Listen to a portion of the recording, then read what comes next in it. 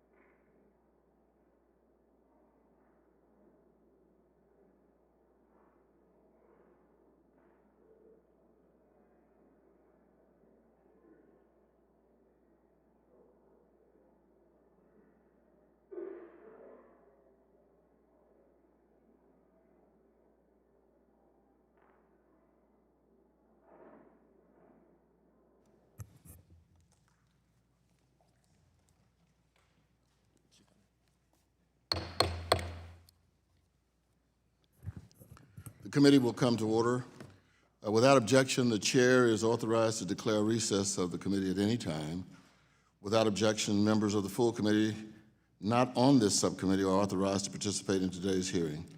This hearing is entitled A Persistent and Evolving Threat, an Examination of the Financing of Domestic Terrorism and Extremism. I now recognize myself for 3 minutes to give an opening statement. Domestic terror poses a persistent and evolving threat of violence and economic harm to the United States. These are not my own words. That was framed by senior leaders within the FBI on the state of our country when appearing before Congress in June. The rate, pace, and lethality of domestic terrorist attacks have only grown more devastating since this testimony was delivered. In July, at California's Gilroy Garlic Festival, 4 people were killed and 17 were injured. August, in El Paso, Texas, 22 people were killed and 24 were injured. December, in Jersey City, New Jersey, as one of our witnesses is most painfully aware, 6 people were killed, including 1 police officer. 2019 saw the highest number of mass killings recorded to date, 211 killed in 41 incidents, according to data compiled by the Associated Press, USA Today, and Northeastern University. Acts of domestic terror were the driving force behind these numbers. This hearing presents us the unique opportunity to look past the politics that surround this issue to explore how we can confront and overcome this crisis. How may we most effectively follow the money to disrupt the financing of these crimes? How can we enable law enforcement and the financial services institutions to counter domestic terror financing? Congressman Wexton has a bill before us today, H.R. 5132, that requires the Financial Crimes Enforcement Network, FinCEN, to issue an advisory to financial institutions about how loan actors and other domestic terrorists procure firearms. Congressman Gottemeyer has a bill that would freeze the assets of suspected terrorists and those that show support for terrorism. The bill would also create a clearinghouse for incidents of terrorism to be used to assist law enforcement as they try to follow the money. There's also a bill calling for the Government Accounting Office to study funding of domestic terrorism. The Wall Street Journal reported in 2018 that banks and credit card companies were discussing ways to identify purchases of guns in their payment system as a means of directly confronting the issue of mass killings. We must have a robust conversation on all these contours of this issue, including guns. I would remind everyone of the sensitivity surrounding this issue. There's a man today serving a 10-year sentence in Leavenworth Federal Prison for having tried to firebomb my district office in Kansas City. Our Congresswoman in our chair had 2 bombs mailed to her. Our House Minority Whip was shot and carries the wounds of that violence with him today. With these incidents in mind, I implore witnesses and members to exercise thoughtfully as we explore this issue. The chair now recognizes the ranking member for 5 minutes. I thank the chairman. Thank you for convening this hearing, and thank our witnesses for taking time today to be with us and present your views. This is a topic that members of the committee care deeply about. Over the past 5 years that I've served in Congress, I've served on the Illicit Finance Subcommittee during that entire period. I know we've had many hearings about terror financing and related topics, but I don't remember us focusing on and analyzing the issue from a domestic perspective. I look forward to a constructive dialogue about this pending threat. Violent extremism is considered a growing problem in this country. FBI Director Chris Wray testified before the Senate last year, stating that homeland violent extremists are the greatest, most immediate terrorism threat to the homeland. Big statement. Furthermore, a report released by the Department of Homeland Security in September 2019 outlines domestic terrorism and mass attacks are as great a threat to the United States as foreign terrorism. Since 9/11, there have been 85 incidents of violent extremism committed, according to the GAO. This extremism has been impacting constituents in Arkansas all the way back to the 1980s. In 1985, current Arkansas Governor Asa Hutchinson, who was then a U.S. attorney, helped dismantle the operations of the Covenant, the Sword, and the Arm of the Lord a militia-style white supremacy group operating in North Arkansas. More recently, in 2009, a domestic radicalized Islamic extremist opened fire at the military recruiting station in my district in Little Rock, Arkansas, killing Private William Long of Conway, Arkansas, and wounding my friend, Private Quentin Ezagagua from Jacksonville. These attacks are not isolated incidents, and we need to ensure as policymakers where we can better assist law enforcement efforts to track their funding and monitor their internet usage to inhibit the growth. Recent anti-Semitic attacks in the New York area are deeply concerning. The continued demonization of Israel through initiatives like the boycott, divestment, and sanctions movement in this country are contributing to that anti-Semitic sentiment across our nation. I'm disappointed to report that last May in my home state, protesters interrupted a Holocaust Remembrance Day in Russellville, Arkansas, bearing signs with anti-Semitic language. I've long opposed the BDS movement and co-sponsored several bills to that effect, including our ranking member, Mr. McHenry's legislation in the 115th Congress. While I applaud the House for passing H.Res. 246 last July that opposes efforts to delegitimize Israel, but personally I don't think it went far enough. A watered-down, non-binding resolution isn't sufficient. I believe we should pass H.R. 336, Strengthening America's Security in the Middle East Act, being led by my colleague Mike McCall of Texas. Title IV of this legislation includes the Combating BDS Act, which would allow a state or local government to adopt measures to divest assets from entities using boycotts, divestments, or sanctions to influence Israel's policies. We need to create bipartisan solutions to ensure that violence and hatred does not continue to grow. I applaud the joint efforts of the Department of Homeland Security, Department of Justice, the FBI, and the National Counterterrorism Center, and what they've done to implement efforts to counter this violent domestic extremism. I encourage my colleagues today to think about ways the House Financial Services Committee can help underscore and contribute to the great work being done. Thank you, Mr. Chairman, and I yield back the balance of my time. Thank you. The chair now recognizes the chair of the full Financial Services Committee for such time as she may consume. Thank you very much, Mr. Chairman. I thank you for convening this hearing on combating the financing of domestic terrorists like the white supremacy and sovereign citizen groups. While the U.S. has long focused on international terrorism, the FBI and DHS have confirmed that domestic extremists are now as big a threat here at home. We easily recognize their stain on cities across the U.S. in Charlottesville, Charleston, Gilroy, Pittsburgh, El Paso, Portland, on and on and on. Barely a day goes by before we hear of another violent attack on African Americans, Jews, Muslims, Latinos, LGBTQ persons, immigrants, women, and others targeted by, and most frequently, far-right hate groups.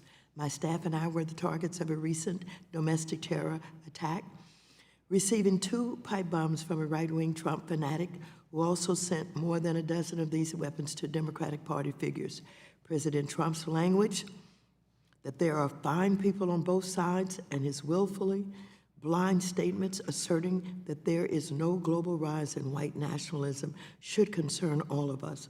Trump has not only failed to forcefully condemn the extremists, but he often encourages their abhorrent behavior. America cannot tackle the threat if we refuse to recognize it.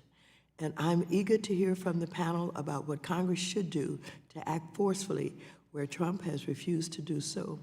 Our panel of experts today will help us to identify the bad actors and cut off funding for their radicalization and bad acts. And let me just say, Mr. Chairman, that fresh on our minds is the march that took place in Charlottesville, where we had white supremacists who were marching and chanting, "You will not replace us, Jews will not replace us." And in light of all that, the President of the United States thought there were good people on both sides. This is a serious hearing, and I'm very pleased that you're spending time to identify what is going on right here in our own country, and I look forward to working with everyone to ensure that we cut off all funding, not cut off funding, but deny funding, find funding, identify where the money is coming from, and do everything that we can to stop it. I yield back the balance of my time. Thank you, Madam Chair. Our first witness will be introduced by Congressman Godmer.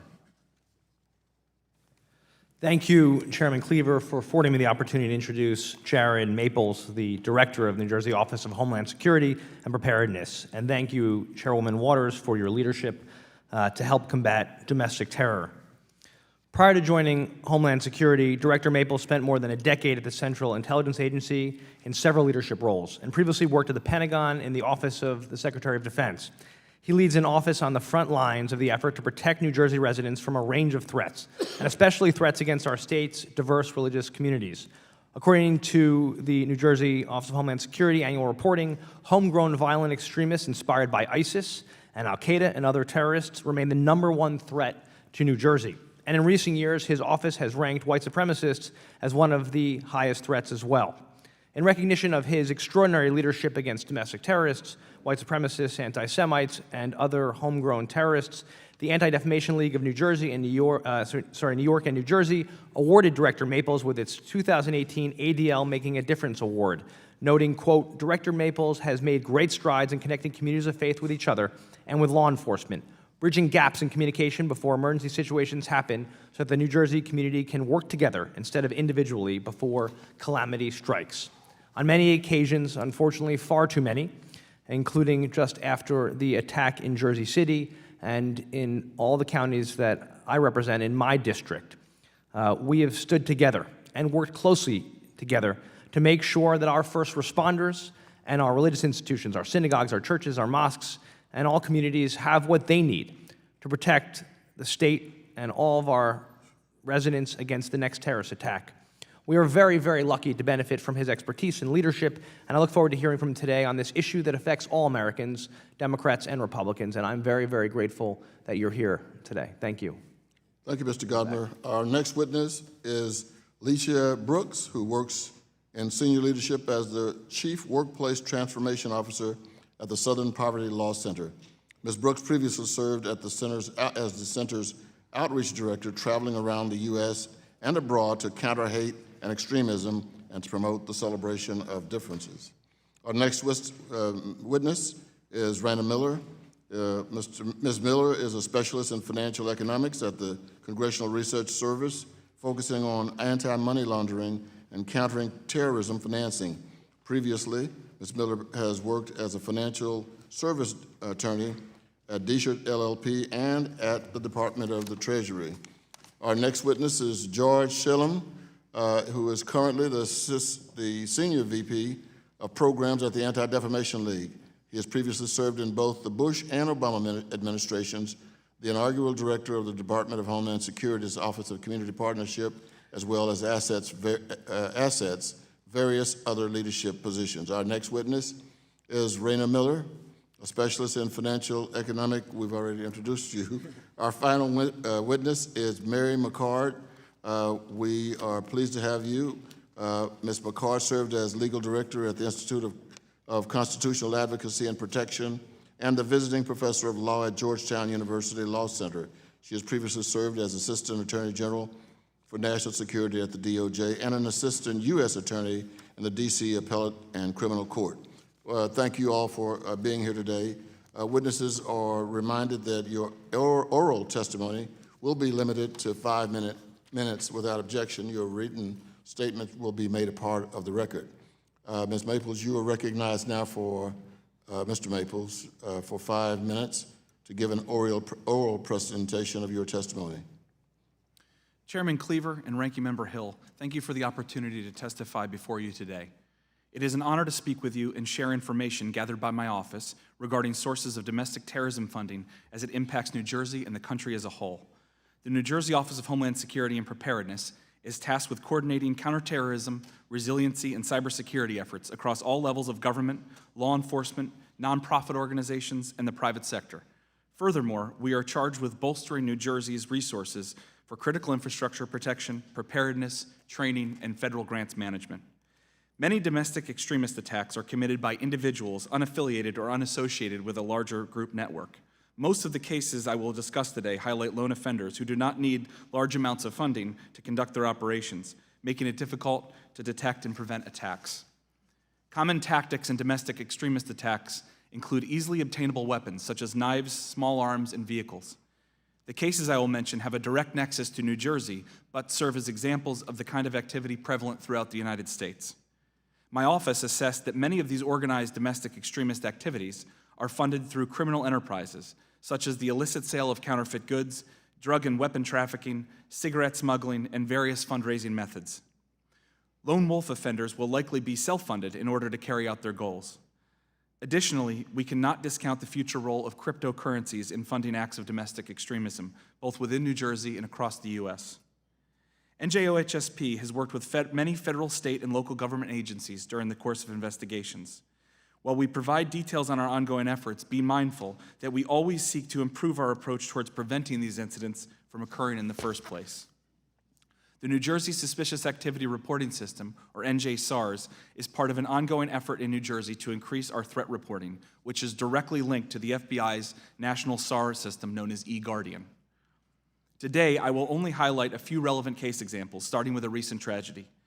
On December 10, 2019, 2 perpetrators killed 3 people and injured 3 when they targeted a kosher grocery store in Jersey City, shortly after killing Jersey City Police Detective Joseph Seals at a nearby cemetery.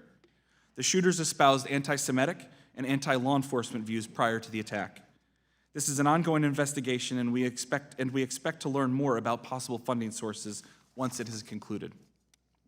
We do know that at least 2 black separatist extremist groups are active in New Jersey: the New Black Panther Party, or NBPP, and the Israelite Church of God in Jesus Christ, or ICGJC. Both groups promote violence and hate-based rhetoric against law enforcement, government officials, the Jewish community, and other ethnicities. In November 2016, the FBI served a search warrant related to financial irregularities at the ICGJC's organization headquarters in New York. The leader is a New Jersey resident and oversees churches in at least 10 states. The group is financially sustained through donations from members, and there have been allegations that the members are involved in financial scams that prey upon other members and sects. On April 13, 2018, the leader of Aryan Strike Force, Joshua Stever in Phillipsburg, Warren County, was arrested along with 5 other members of the group for conspiring to sell methamphetamine, firearms, and machine gun parts to fund the organization's activities. They stored firearms and ammunition at locations in New Jersey and Pennsylvania and transported methamphetamine across state lines. They laundered the illicit proceeds from the drug sales by purchasing Target gift cards, which they traded for illegal weapons. Sovereign citizens continue to engage in harassing tactics such as bogus liens and a variety of scams and fraud.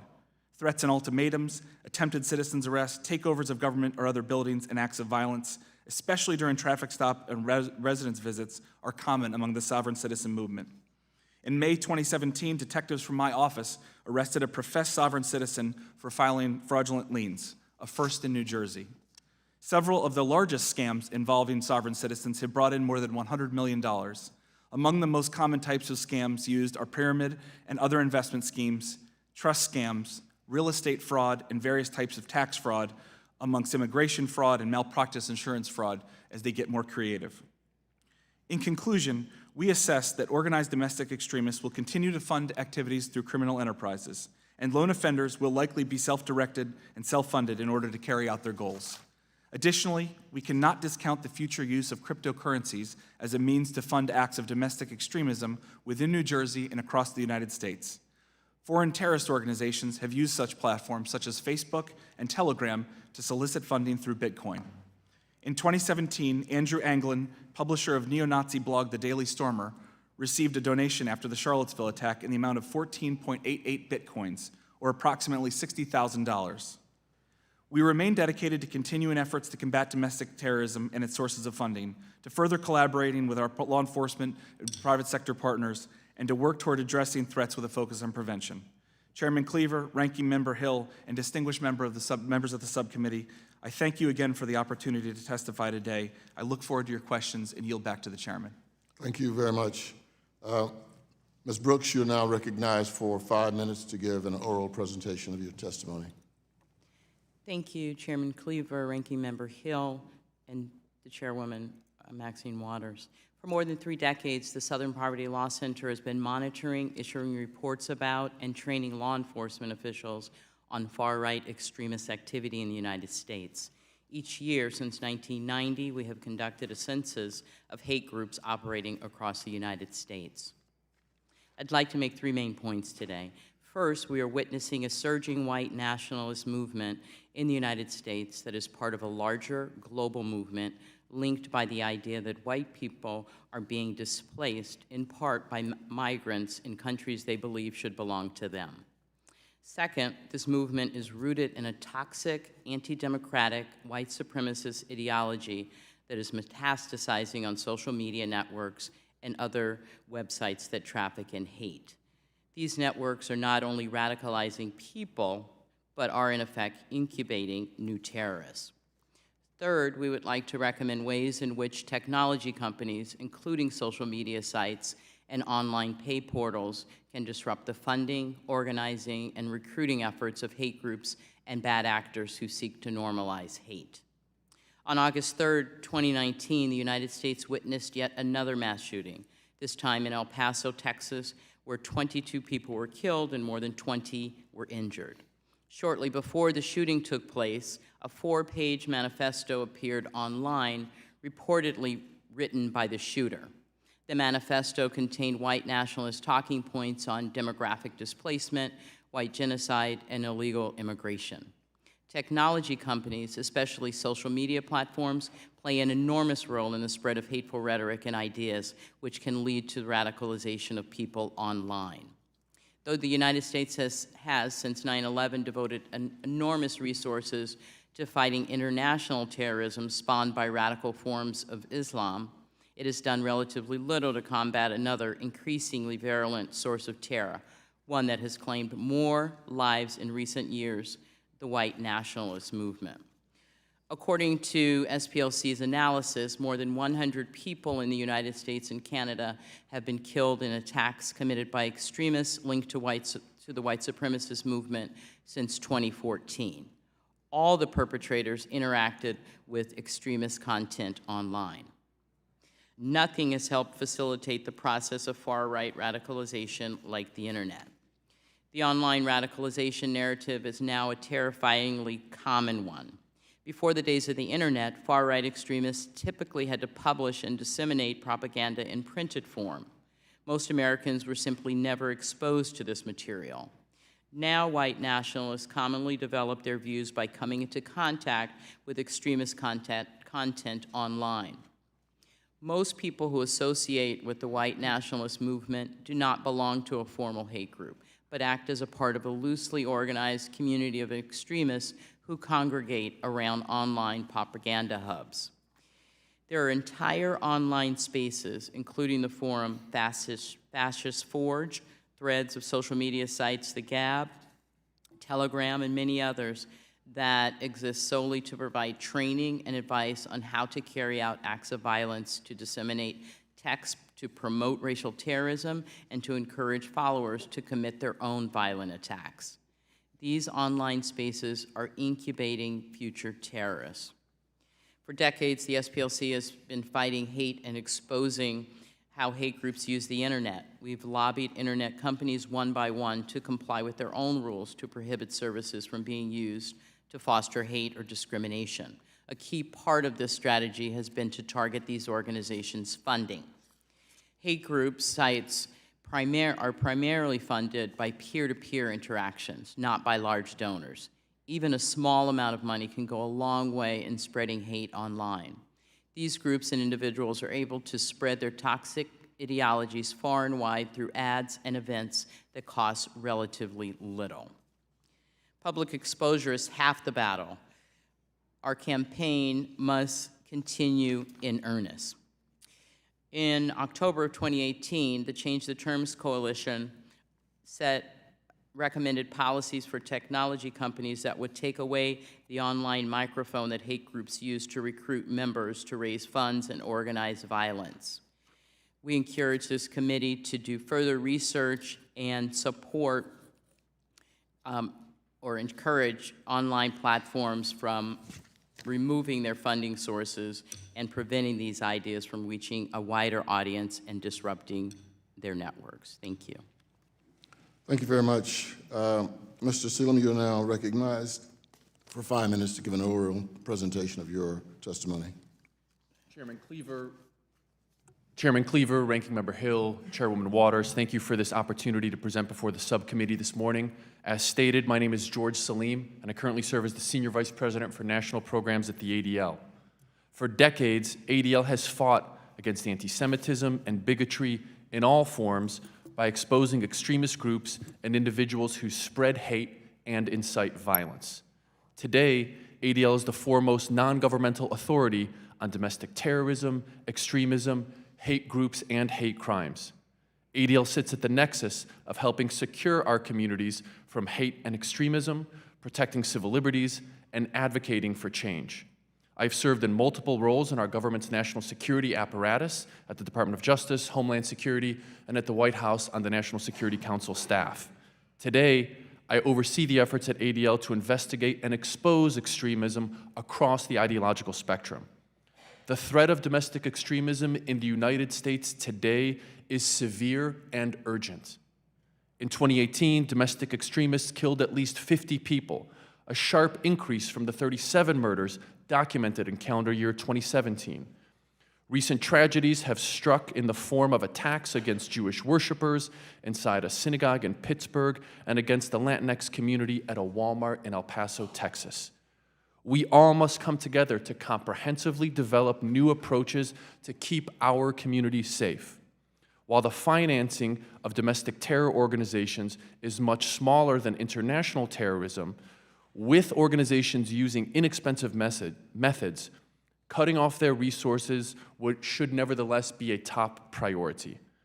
Domestic extremists such as white supremacists may use funding for organizational operations, attacks, or for more indirect threats such as propaganda that can motivate others to commit acts of violence.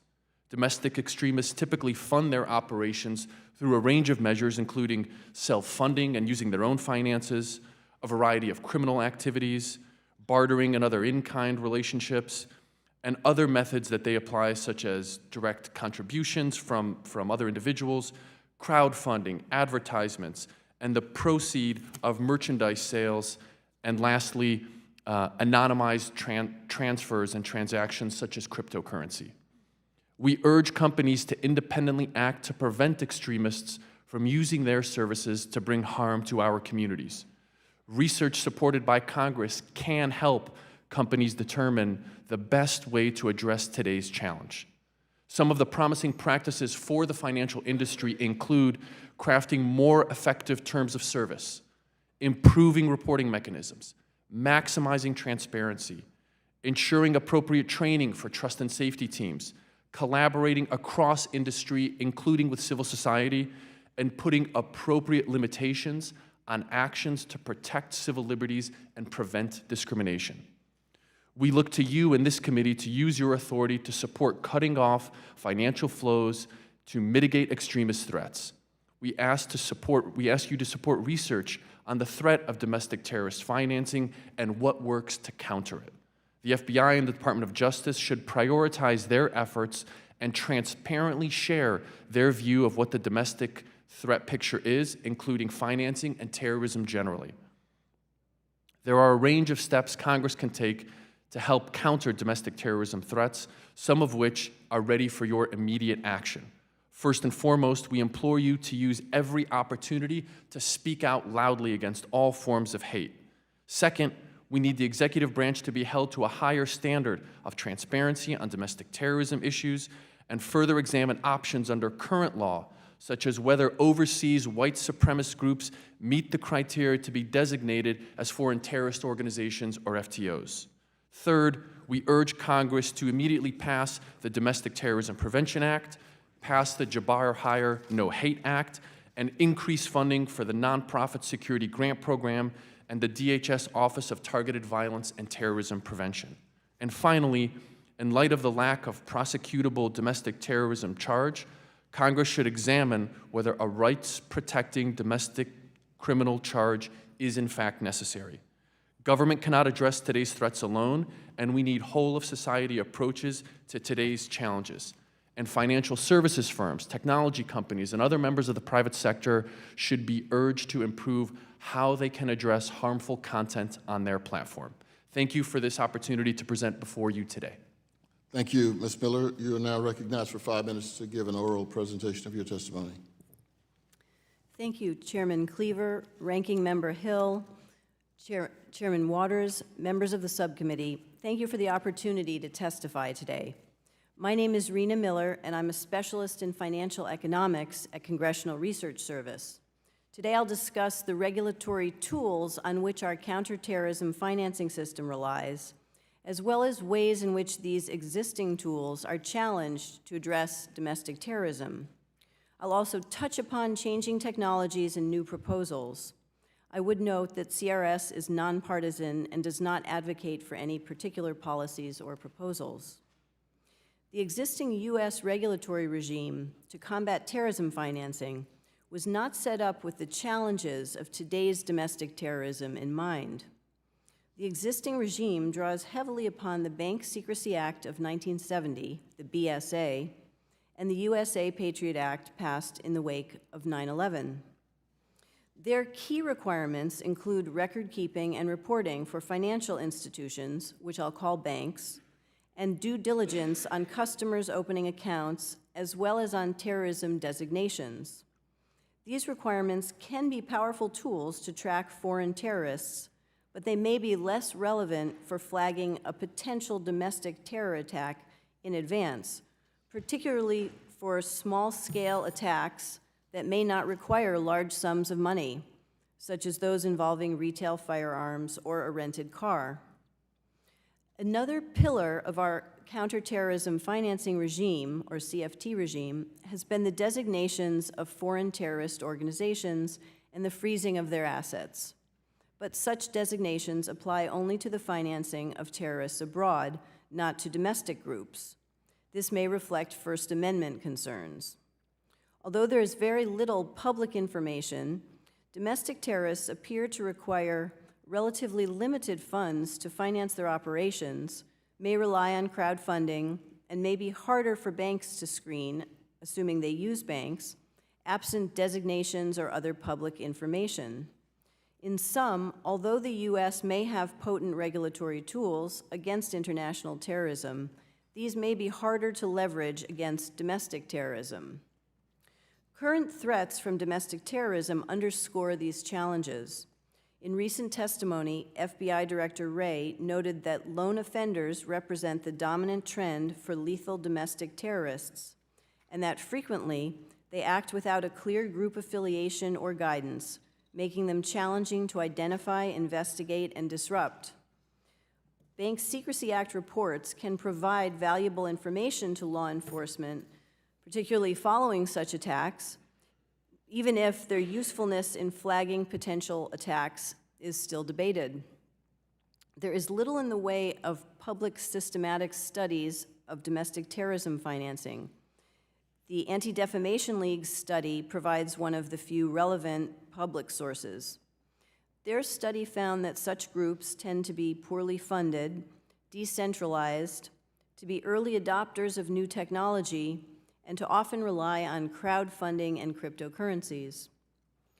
Evolving technology and use of new data sets may potentially be employed to address these challenges. As such, cross-cutting issues that span different areas of congressional oversight may become more important. For example, access to data provided on social media sites and payment platforms may become relevant. Some argue that expanding the data sources examined, such as through automated text analysis of social media, or increasing the interoperability of systems that examine the data, such as between government agencies, can help in identifying domestic terrorists. Others, however, oppose an expansion of monitoring or surveillance for domestic groups, citing constitutional issues. An approach Congress may choose to pursue is an interdisciplinary, interagency study to examine the use of new technologies in both the spread and financing of domestic terrorism. Such a study may also be used to survey what data sets exist, who has access to that data, and the potential uses of such data. Thank you very much. Thank you. Ms. McCord, you are recognized now for 5 minutes to give us an oral presentation of your testimony. Chairman Cleaver, Ranking Member Hill, and distinguished members of the subcommittee, thank you for inviting me to testify about some of the challenges of investigating the financing of domestic terrorism and extremism. There are marked differences between the tools available to investigate the financing of domestic terrorism and those available to investigate international terrorism. This is because the First Amendment protects the freedom of speech and peaceful assembly of U.S. persons and organizations while providing no such protections for foreign persons and organizations.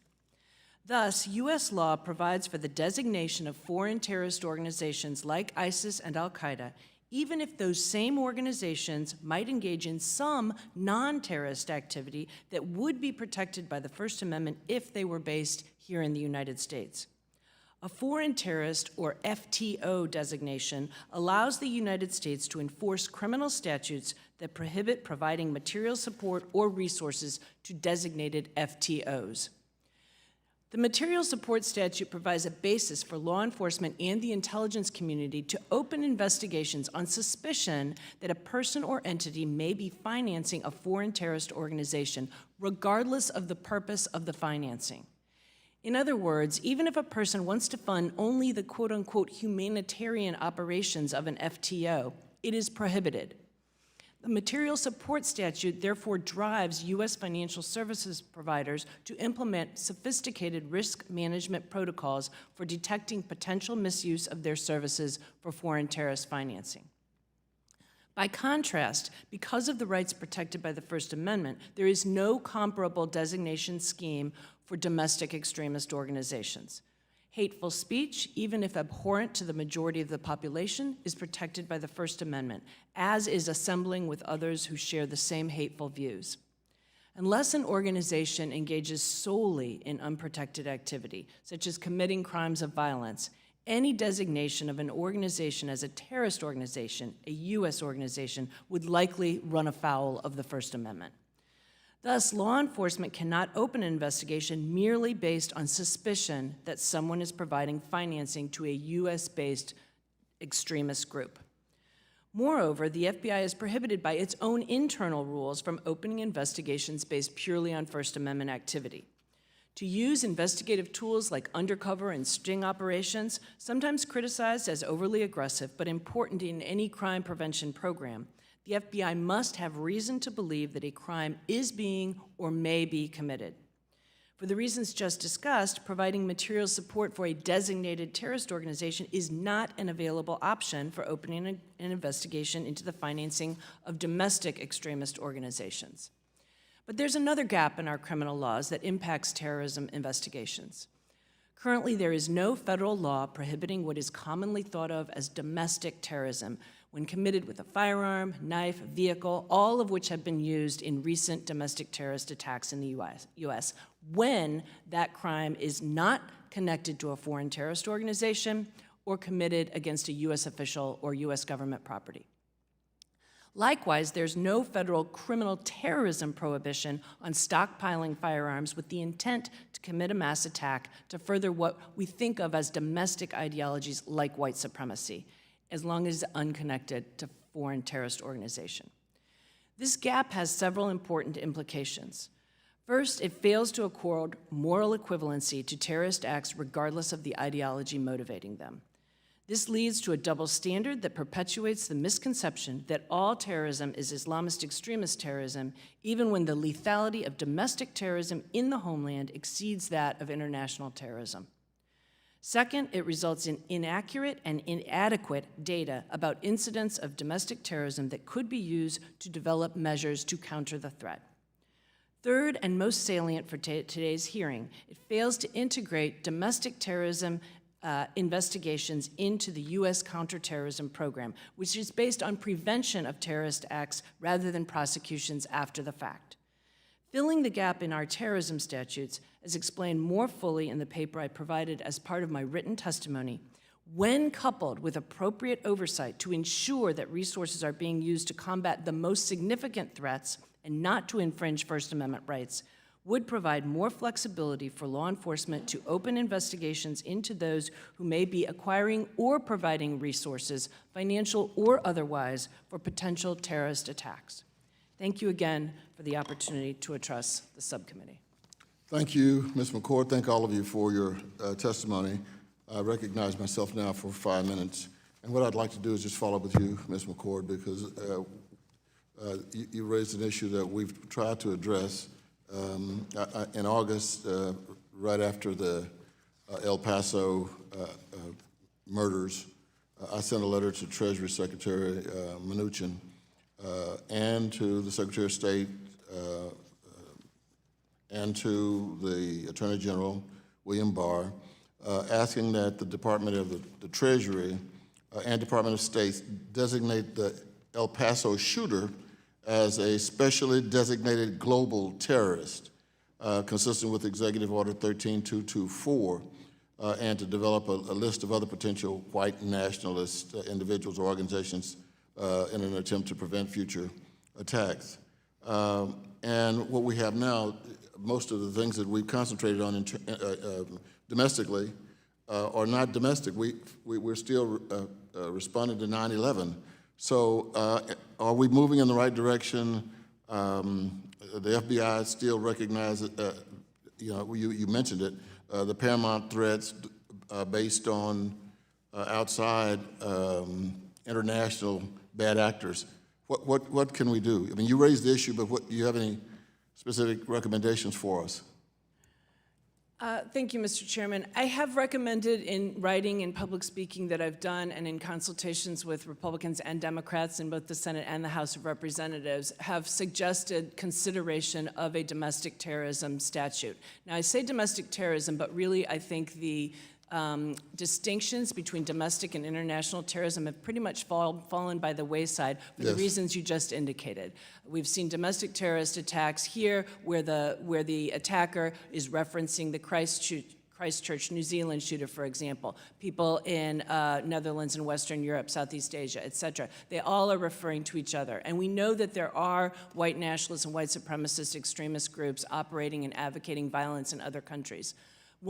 So in addition to potentially creating a domestic terrorism statute, and by that, I don't mean designation of domestic organizations as terrorist organizations, because I do think that presents very fraught First Amendment problems, as I indicated in my oral statement.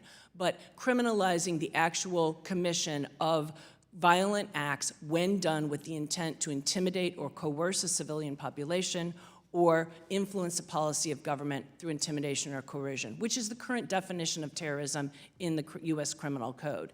That would drive more resources toward prevention and investigations using proactive techniques like undercover operations, sting operations, et cetera. It would need to be accompanied by oversight, reporting to Congress and to the public to ensure that those resources are not misused. I think also worth considering, and particularly pertinent to your question, is whether there are foreign terrorist or foreign organizations that are white supremacist, white nationalist organizations engaging in terrorism that would meet the criteria for designation as a foreign terrorist organization. They just have to be foreign, they have to engage in terrorist acts, or have the capability and intent to engage in terrorist acts and present a threat to U.S. nationals or the homeland. With a designation of a foreign terrorist organization for a white nationalist group, that group would become poison, just like Al-Qaeda and ISIS. Thank you very, very much. Ms. Brooks, Mr. Seelan, I don't have a lot of time left, but the whole social media issue is chilling.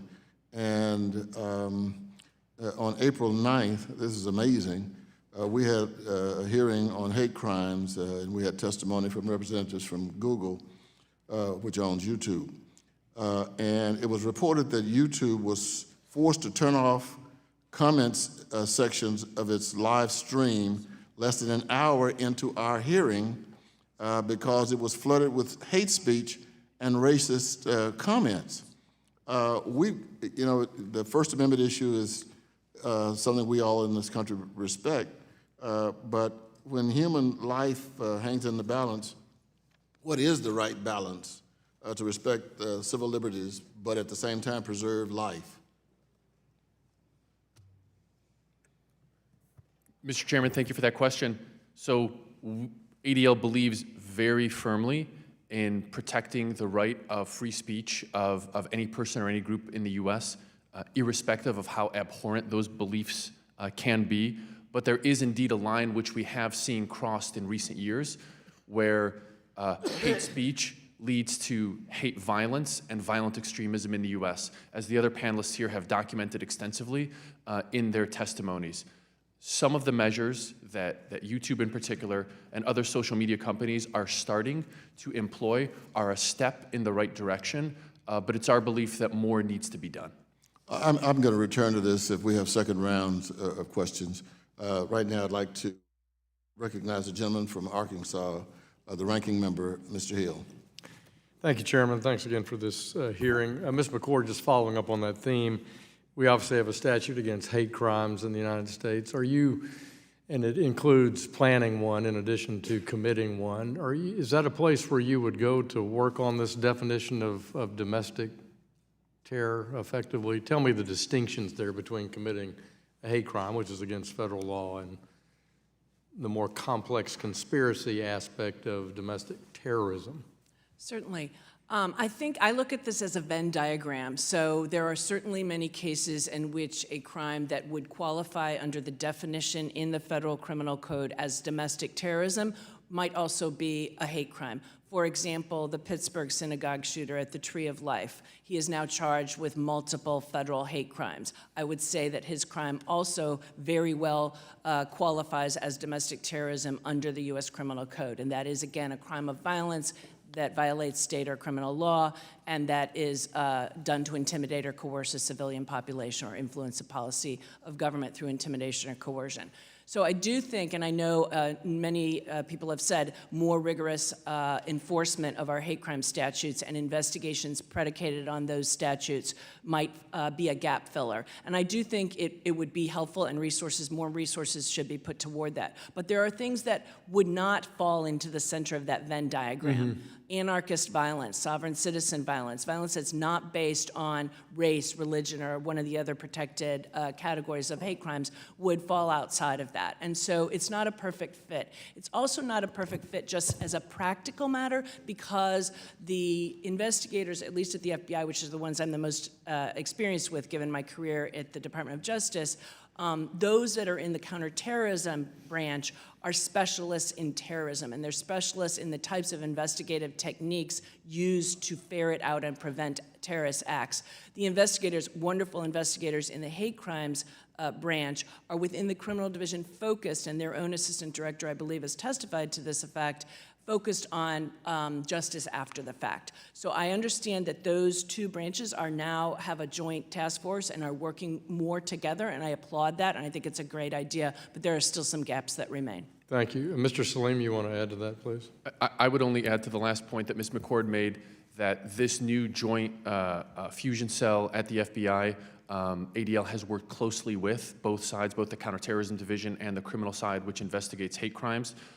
We've been a firm supporter of increased resources for federal government enforcement of hate crimes laws, as well as resources that would be devoted to the FBI and the Department of Justice's ability to collect information and data related to hate crimes and bias-based crimes. There's a lot more that we believe as part of the gaps that Ms. McCord alluded to that DOJ and FBI can be doing to incentivize state and local municipalities for increased reporting on hate crimes.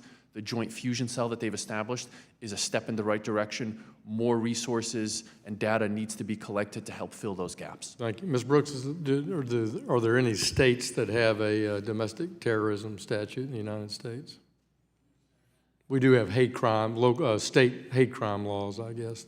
That is correct. I agree with Ms. McCord and Mr. Salim. There is that nexus, but it doesn't always kind of fit together. Mm-hmm. If we were to provide consistent protections around hate crimes and the investigation of hate crimes, then we could make headway. I do note that the Department of Homeland Security did disband a group of intelligence analysts who focused on domestic terrorism. So when we take steps back in that way, I think we lose ground. Okay, thank you for that. Mr. Chairman, you know, we frequently in Congress put things into buckets, and sometimes people attempt to introduce bills in their committee they serve on, the Committee of Jurisdiction, when the problem really should be solved elsewhere in another committee occasionally. What's good about this, I think, is the illicit finance aspect of it and calling attention to it, so I commend the hearing. But I am concerned that we got to go to first principles. So before we go around and try to get FinCEN involved in something that there probably is not the right place for it, we ought to make sure that we look at this legal basis to a deal with the First Amendment, deal with the constitutionality, deal with the definitional issues, because, you know, it's really a domestic issue. We need domestic laws that deal with it.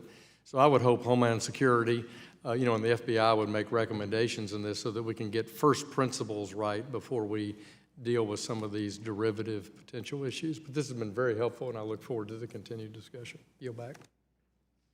Thank you. I am on Homeland Security, and I do think we probably ought to try to do something jointly. I'd like to recognize now the chair of the full committee, Ms. Waters, for 5 minutes. Thank you so very much, Chairman Cleaver. This is a very important hearing, and President Trump has consistently downplayed the threat of domestic terrorism, especially the violence from the right-wing extremists among his supporters. The Trump administration has undermined the FBI and other law enforcement agencies by cutting budgets, eliminating staffers, and terminating programs to counter radicalization. His administration, I believe, is harming the government's ability to respond to the growing threats from domestic terrorism. I would like to know what the panel thinks about this president's denial that there is a threat from right-wing extremists, and how his thinking and his actions affected the federal government's efforts to fight domestic terrorism. Let me just start with asking a response to this by, one moment, Ms. Brooks, who is Chief Workplace Transformation Officer for the Southern Poverty Law Center. Would you respond to? Yes, ma'am. Thank you so much. Certainly, President Trump's acceptance and encouragement of this rhetoric around hate and the whole notion of a white genocide, these ideas are, he picks them up and carries them into the public square.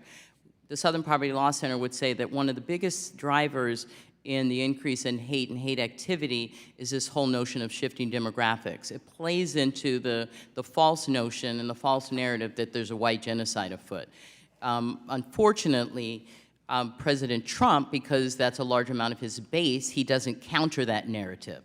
The truth of the matter is that when he says that there are fine people, when he says that there's no threat, there's no real threat, you know, they're troubled people or troubled individuals, he's rejecting the facts, the research that shows that there's been an increase in these hate attacks, not only domestically, but internationally as well. We also know it's not helpful to have senior advisors within your administration that are seen as advancing a white nationalist agenda. Are you referring to Mr. Miller? I'm referring, yes. As you know, the Southern Poverty Law Center released a number of emails between Mr. Miller and Breitbart News, which you know, was known as the alt-right, the platform for the alt-right. I would remind us that within this administration, he started out with Steve Bannon, who is also an avowed white nationalist. So these kinds of relationships make it hard for, I think, for the president to take one stand or the other. You cannot hold people close to you and then take a stand against their very actions. So I would agree with you. It's problematic. It's troublesome. We look to the Congress and the rest of our leaders to hold the administration to account. Thank you. Mr. Salim, do you agree with that?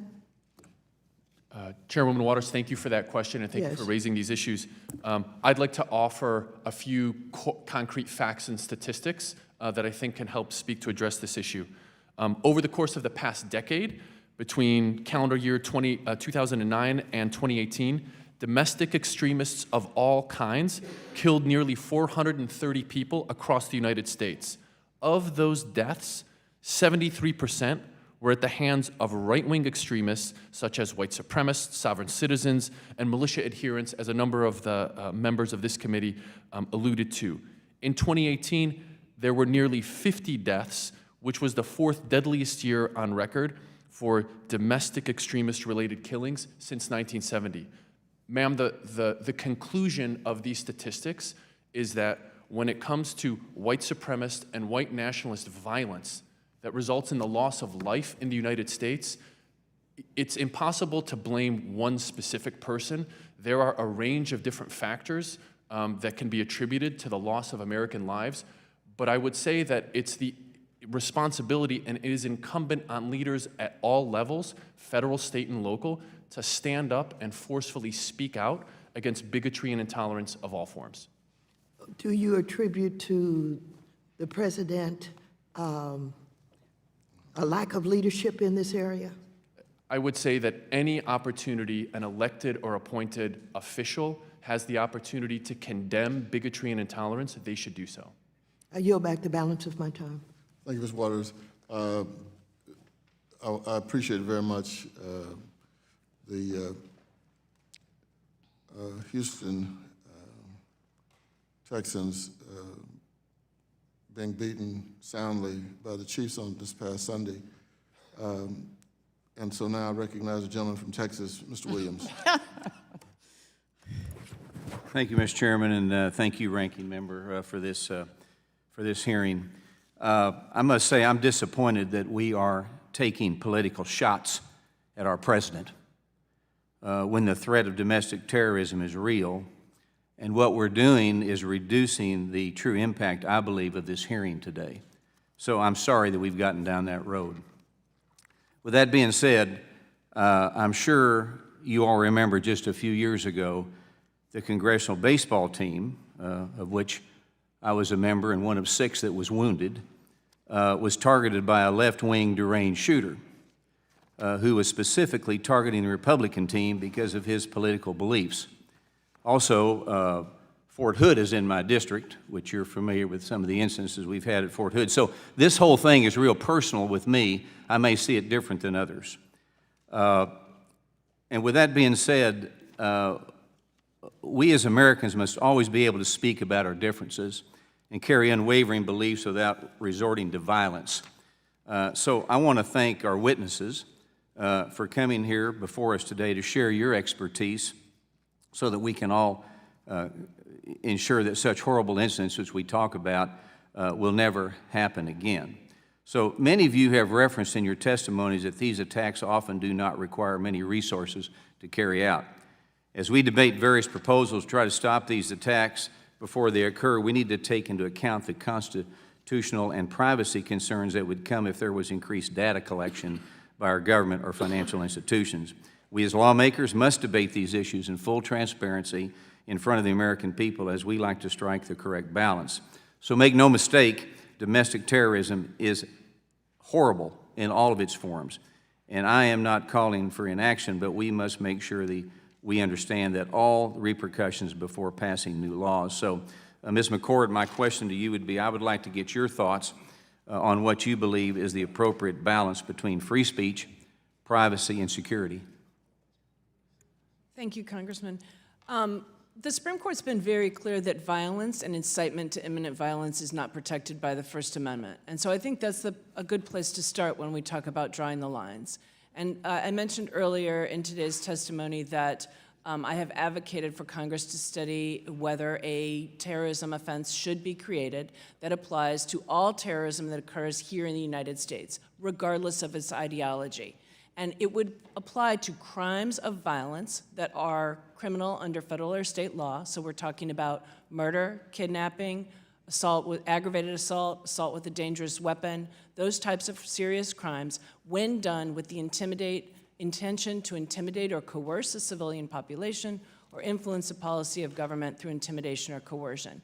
These are the acts that are being then investigated. It's not First Amendment protected activity that would be being investigated. And so I think that draws that line. Now, to get to the latter part of your question about how do we ensure privacy, as I've alluded to, and also just civil rights and civil liberties, as I've alluded to before, I think it's important, particularly when we're talking about investigations here in the homeland of U.S. persons and U.S. entities, that there be rigorous oversight to ensure that if there were a new terrorism statute applicable to terrorism here at home, again, it would be regardless of ideology. It could be Islamist extremist terrorism, white nationalist extremism, animal rights extremism, that there is reporting of the investigations opened by category on a sort of a yearly basis so that Congress and the American people can ensure that these tools are not being misused by law enforcement to go after individuals whose views they disagree with. Okay.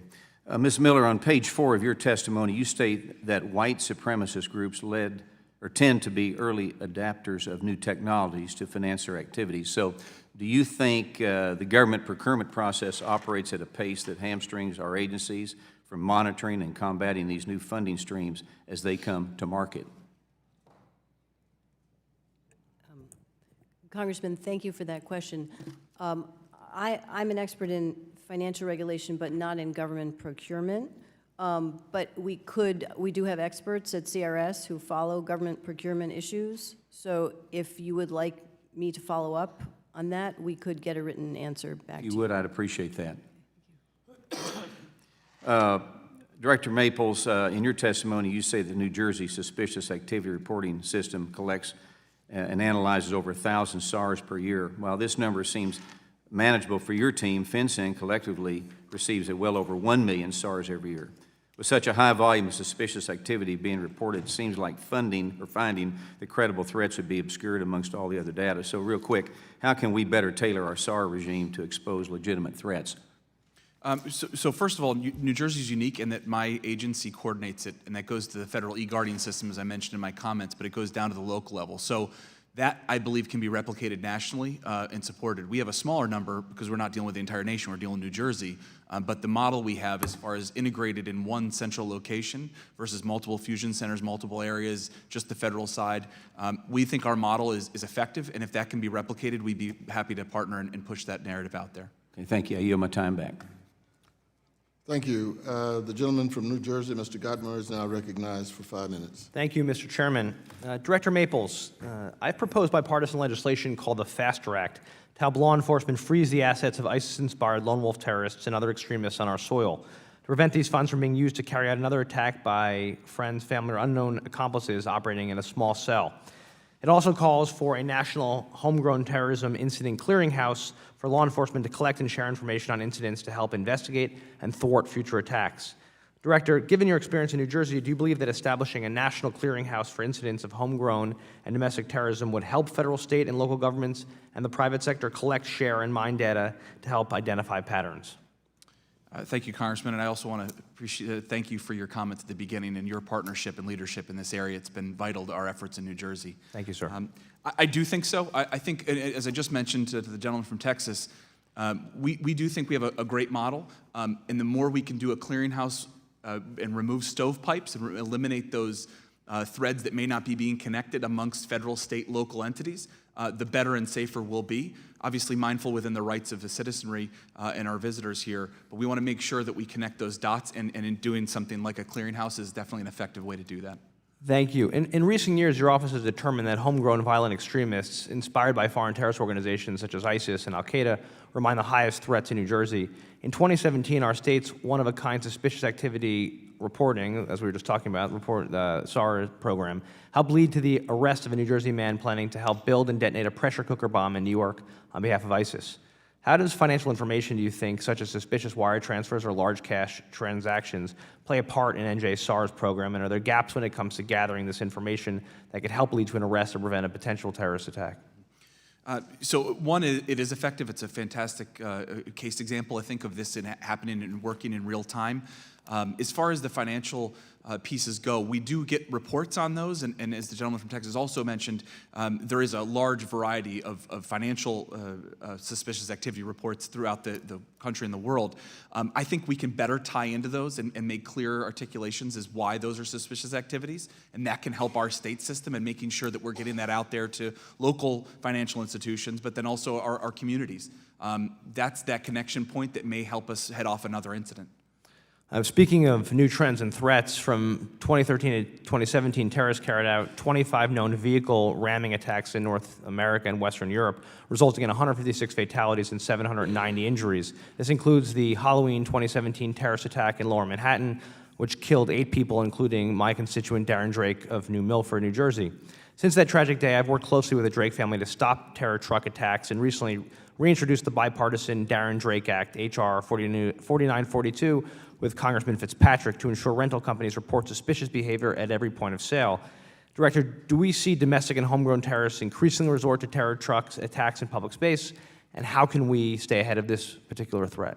It's a fantastic point, and yes, we do see a direct nexus. We're starting to see domestic groups, and I would also mention, Mr. Salim, in the work of the ADL, we partner with the ADL and multiple groups throughout the country, FBI, et cetera, in determining the nexus. We see a clear nexus of domestic terrorism groups starting to look towards foreign terrorism organizations for methodologies, TTPs, tactics, and practices, and what we're trying to observe.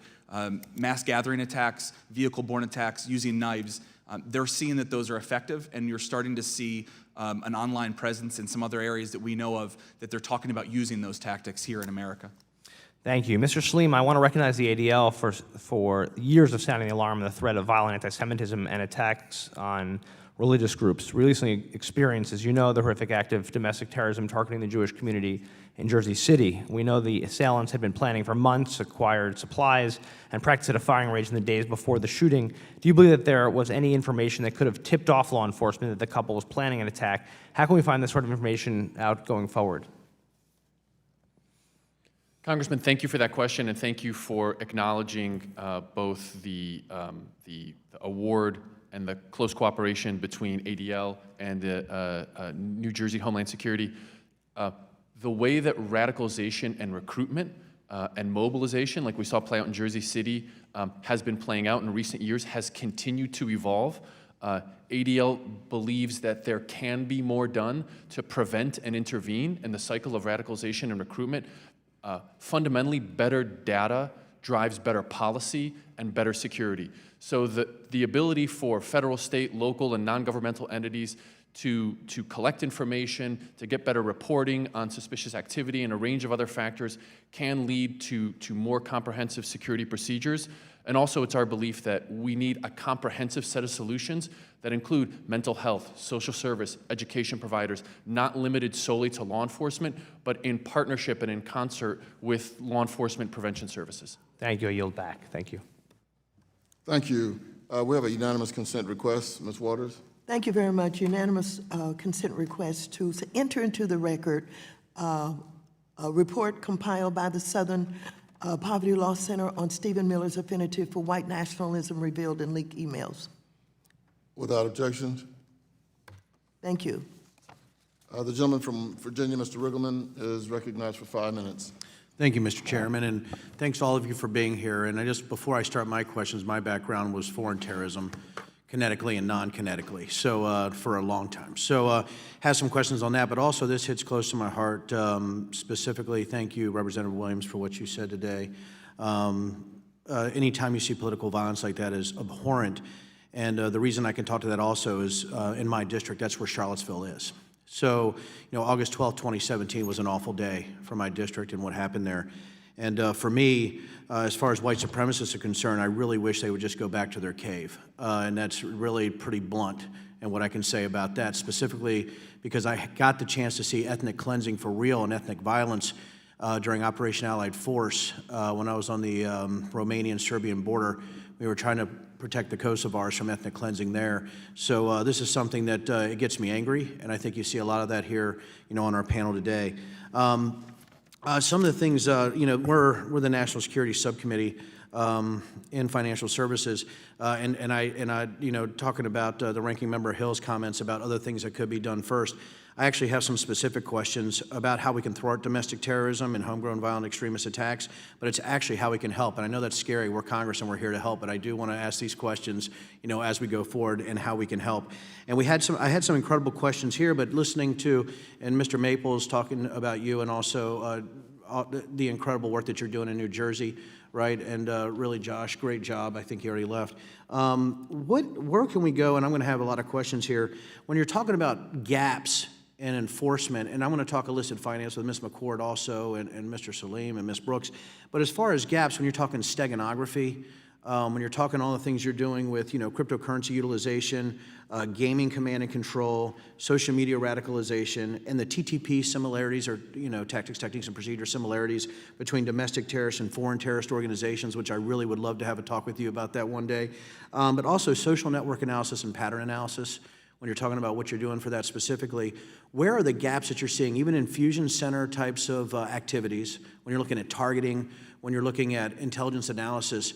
Is there something that Congress could be doing better with resources or information sharing, you know, title authority information sharing? Where do you see those roadblocks, and or something specifically we can do, specifically on the Financial Services Committee, where we can help you in trying to get through those obstructions? Thank you, Congressman. Ms. McCord, I think hit it exactly on the head regarding the ties with the financing aspect of it. When financial systems are used to fund these terrorist activities, right now, largely, certainly by federal statute, they're seen as criminal, and they're independent of the acts, potentially. I think a tie between those, when you have, whether it be material support, whatever you want to call that side, bridging that gap. And when you've used illicit funding streams, all the ones that we've listed, everyone up on stage, and the schemes that are used there, and it ends up resulting in a violent act, or in a way that we can prevent that violent act from occurring when we find out about a financial tie, it should be treated as terrorism, we believe.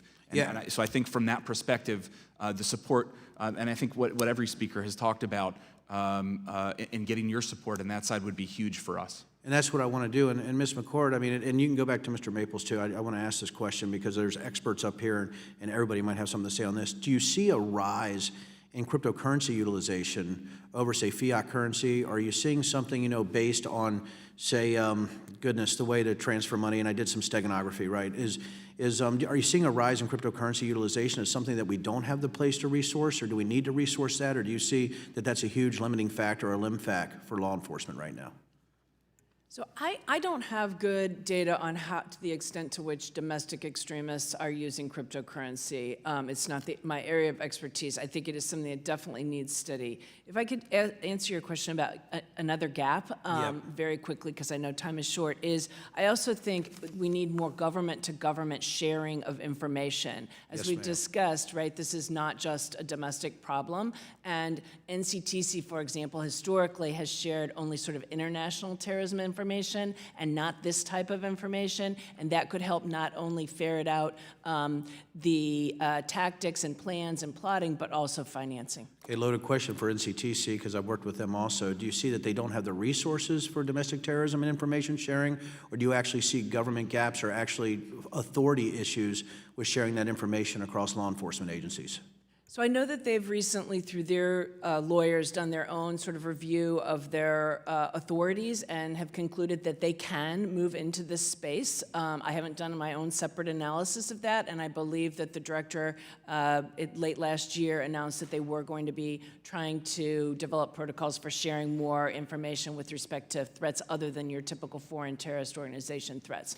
I can't answer the resource question. You would need to ask that of NCTC directly, but I think it's a very good development if we start sharing more information, government to government, and then within government, federal down to state to local, on domestic threats. I was down in southern New Mexico last spring and meeting with local officials there about issues happening on the border where completely unlawful private militias were unlawfully detaining migrants at the border, and I was talking to their local sheriffs, police departments, et cetera, and they said, I get a briefing every day about what's happening in Yemen, but I don't know what's happening 2 miles away at the border. And thank you, my time's up. I want to help all of you all with those stovepipes. I love breaking stovepipes apart and crushing them, so thank you very much, and I yield my time. Thank you. The gentlewoman from Virginia, Ms. Wexton, is recognized for 5 minutes. Thank you, Mr. Chairman, and thank you to the witnesses for appearing before us today and for all the great work that you're doing in this area.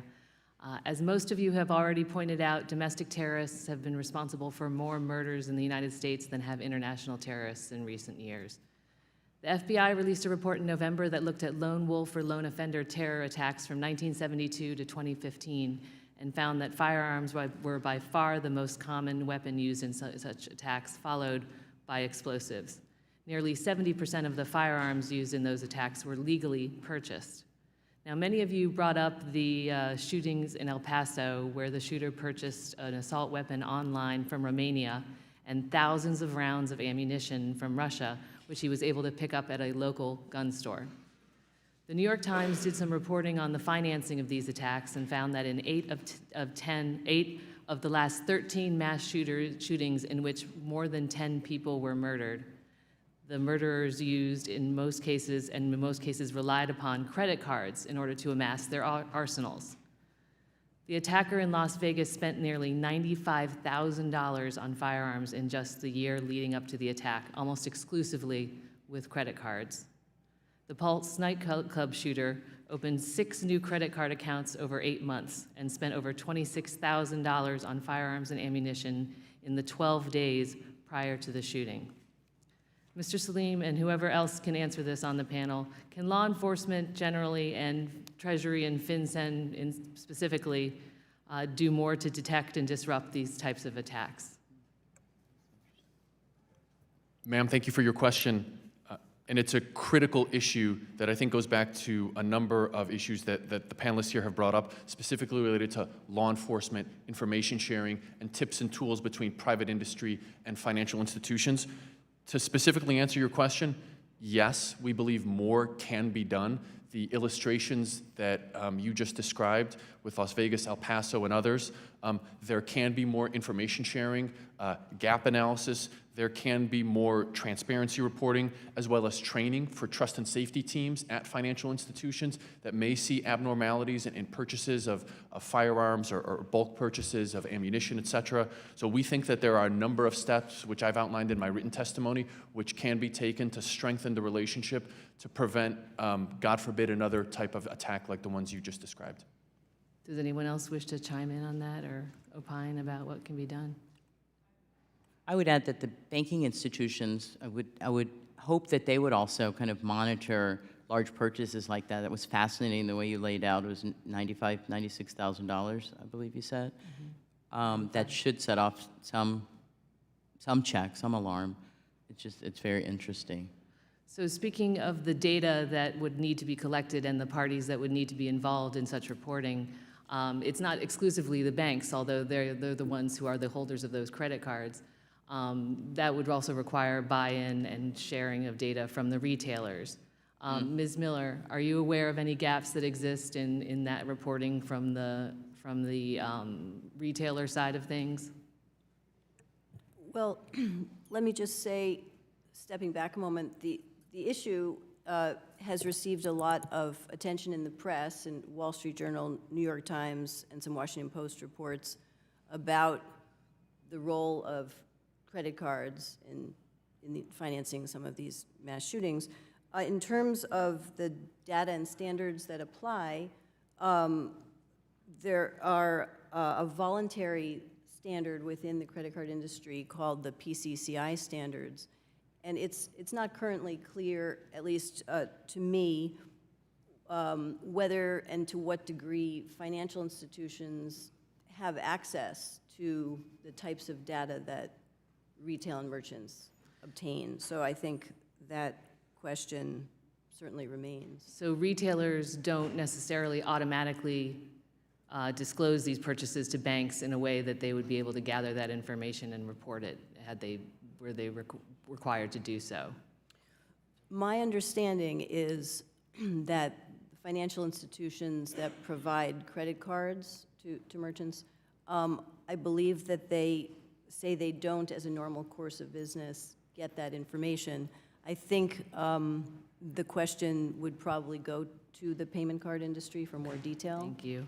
Now, given the sophistication of AI and a lot of the existing programs that we already have in place to combat money laundering and other illicit financial activity, it's clear to me that we can do more using financial intelligence to intervene in these kinds of attacks and hopefully be proactive and stop them from happening before they take place. Thank you. With that, I yield back the remainder of my time.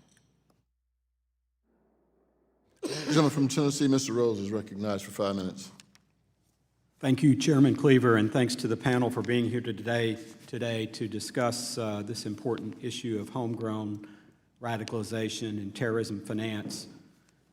To tackle domestic terrorism more effectively, many experts say the United States needs increased cooperation and collaboration among all law enforcement, the Department of Homeland Security, and other agencies. Mr. Maples, how would you describe information sharing between government agencies today? Thank you for the question, Congressman. I can only speak for New Jersey and my optic in New Jersey, but I can tell you that our information sharing is unique in New Jersey in that we are directly tied and integrated from federal, state, and local levels. We're proud of that in New Jersey, and we do believe it's working effectively. One area, and it gets to a couple of the questions that have come about, is in technology behind it, and some of the sharing that we're hearing about from a financial sector. I think we can do better at that. There's a lot of tools, there's a lot of resources available at the federal side. I know I mentioned I worked in charge of cybersecurity in New Jersey. For example, JP Morgan spends about $775 million a year on cybersecurity. I think there can be better ties into some of those networks, resources, and tools, and that will promote information sharing in a way that hasn't been done before, specifically to finance, and I think that can be more effective. Are there barriers that need to be addressed that you're aware of? Well, right now, I don't know that there's a direct tie into those financing pieces. It's really tied around physical security, critical infrastructure security, but on the physical side. And there is a gap there that I think we can address together, and it's really been highlighted, I think, by the panelists. And that can be an area where we would see an increase in threat prevention and threat detection. Are there currently instances where private entities such as banks proactively share information in your experience? There are, and I don't want to speak on behalf of the FBI, but they do have a program that's helping with that. In the state of New Jersey, we're working towards that, and we have a great infrastructure program that my agency runs that there are mandatory tie-ins, but again, it's largely been based in the physical threat realm up until this point. And what we're seeing with finance is it's not just the technology, but also the money transfers, et cetera. And I think that that's an area where we can expand, but we're going to need a tighter definition of that, I think, from the federal side to get the funding tied to that, and additional funding. One of the bills before us today is H.R. 5132, which would require FinCEN to issue an advisory about how homegrown violent extremists and other domestic terrorists obtain firearms. I have some very serious concerns about this bill. First, the bill requires FinCEN to define various terms, including firearm accessory, homegrown violent extremist, lone wolf, and lone actor. Ms. McCord, have these terms already been defined by other agencies such as the FBI, DOJ, DHS, or others? And what would the benefit of FinCEN developing its own definitions be in your estimation? So some of those terms are defined in current criminal statutes like firearms and accessories. Others are terms of art used by FBI and DOJ for their own internal purposes. I'd have to look at each term to see whether there were already definitions in the code. I think it's a matter of avoiding confusion when there are already pre-existing definitions in the U.S. code for a term. That's probably the one you want to turn to when you're looking at new legislation. But I do think there is certainly value to collecting information related to firearms purchases and firearms accessory purchases. Taking my experience prosecuting international terrorism for several years, oftentimes when we were talking about terrorist acts occurring here in the United States, these involved acquiring firearms for use in those attacks, and many operations that the FBI undertook, investigative undercover operations, involved engaging online in an undercover capacity with individuals who were seeking to acquire firearms in particular for use in terrorist attacks. Thank you. Just want to say, as I kind of reiterating my concern about 5132, and coming from a background with the private banking industry, financial institutions, I'm deeply concerned that we continue to call on private sector players to, at their expense, which of course ultimately is at the consumer's expense, provide information and conduct law enforcement activity in gathering information without really any consideration for the cost that it imposes on those institutions, that adds to my concern. And thank you. And with that, I yield back. Thank you. The gentleman from California, Mr. Vargas, is now recognized for 5 minutes. Thank you very much, Mr. Chairman, and thank you, Ranking Member, for bringing this forward. I think it's very important to talk about and try to find solutions. I also want to appreciate what Mr. Riggleman said, the issue of ethnic cleansing, because we do see in other societies and other countries what happens when you have extremism that runs afoul. For example, we were very fortunate, my family, in being able to adopt a Muslim family from Kosovo. They lived with us for 2 years because of ethnic cleansing. A beautiful family that never caused anyone any harm, but again, they were driven from their property, from their home, simply because they were Muslim, by the Christians who didn't want Muslims in their area. And again, they lived with us for 2 years. I think Brahim, the husband, is like a brother to me now, and certainly his girls see me as an uncle, and it's been a wonderful thing, but it's terrible how it began. And so it is something, again, that I think we have to take very seriously. And I think normally in our country, we're doing actually a pretty good job with diversity. Most of us like each other. In fact, most of us love each other and get along pretty well. I have to say that I was at Mass this Sunday and looked around and saw how diverse, I'm from San Diego, how diverse we were, different races, ethnicities, cultures. And I think we do a pretty good job. However, I do think that there is an uptick at the moment of violent extremism. I think the numbers pointed out as we were talking about today. And then how do we address that in a way that doesn't violate our civil rights? I mean, one of the beautiful things about our country is we do have freedom of speech. And in fact, some of the views of the minority over the years have become now the views of the majority, and some of the views that we really cherish. For example, all men are created equal. We had to kind of spell that one out a little bit to mean not just white men with property, but certainly women and everybody else. We're all created equal. But I do see an upswing, and one of the things that we haven't talked about too much today that concerns me is the issue of cryptocurrency and how monies could be used without anybody following them. So I think we've done a good job of talking about everything else, the gaps, but we haven't talked much about that. Director, I'd like to ask you about cryptocurrency and how it could be used. I know it's used certainly in foreign extremism and terrorism, but what about domestic experience? Thank you, Congressman. We brought it up. We felt it was important to bring it up. It's something we are tracking as a potential trend in domestic terrorism because of the traceability. It's encrypted. The technology behind it makes it very difficult to track and interrupt those plots, the money transfers, et cetera. As you all know in this committee, the financial transfers end up being a huge tool that we have in the law enforcement and Homeland Security sector at intercepting and detecting, deterring, stopping these events and incidents from happening.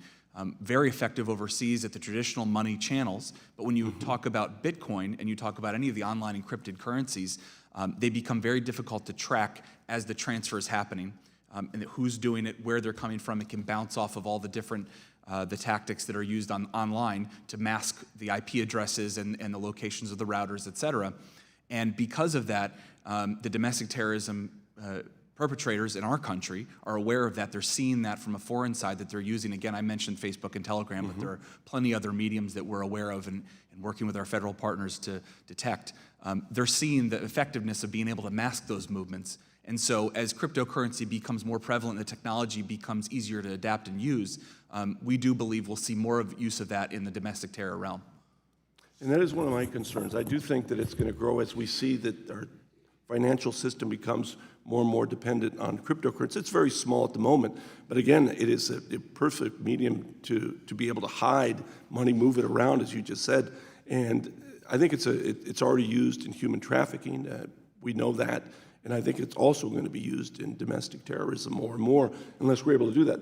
I do have the same concerns, though, that some of my colleagues have on the other side. I trust government generally, but I don't want government to be so intrusive that it's in everybody's lives at all the moments and all the at times. I mean, I think a lot of Americans are concerned about that also. So how do we do it in such a way that we were able to track this money, but at the same time not be so involved in their lives, Americans' lives, that they feel that, you know, it's government intrusion that shouldn't be there?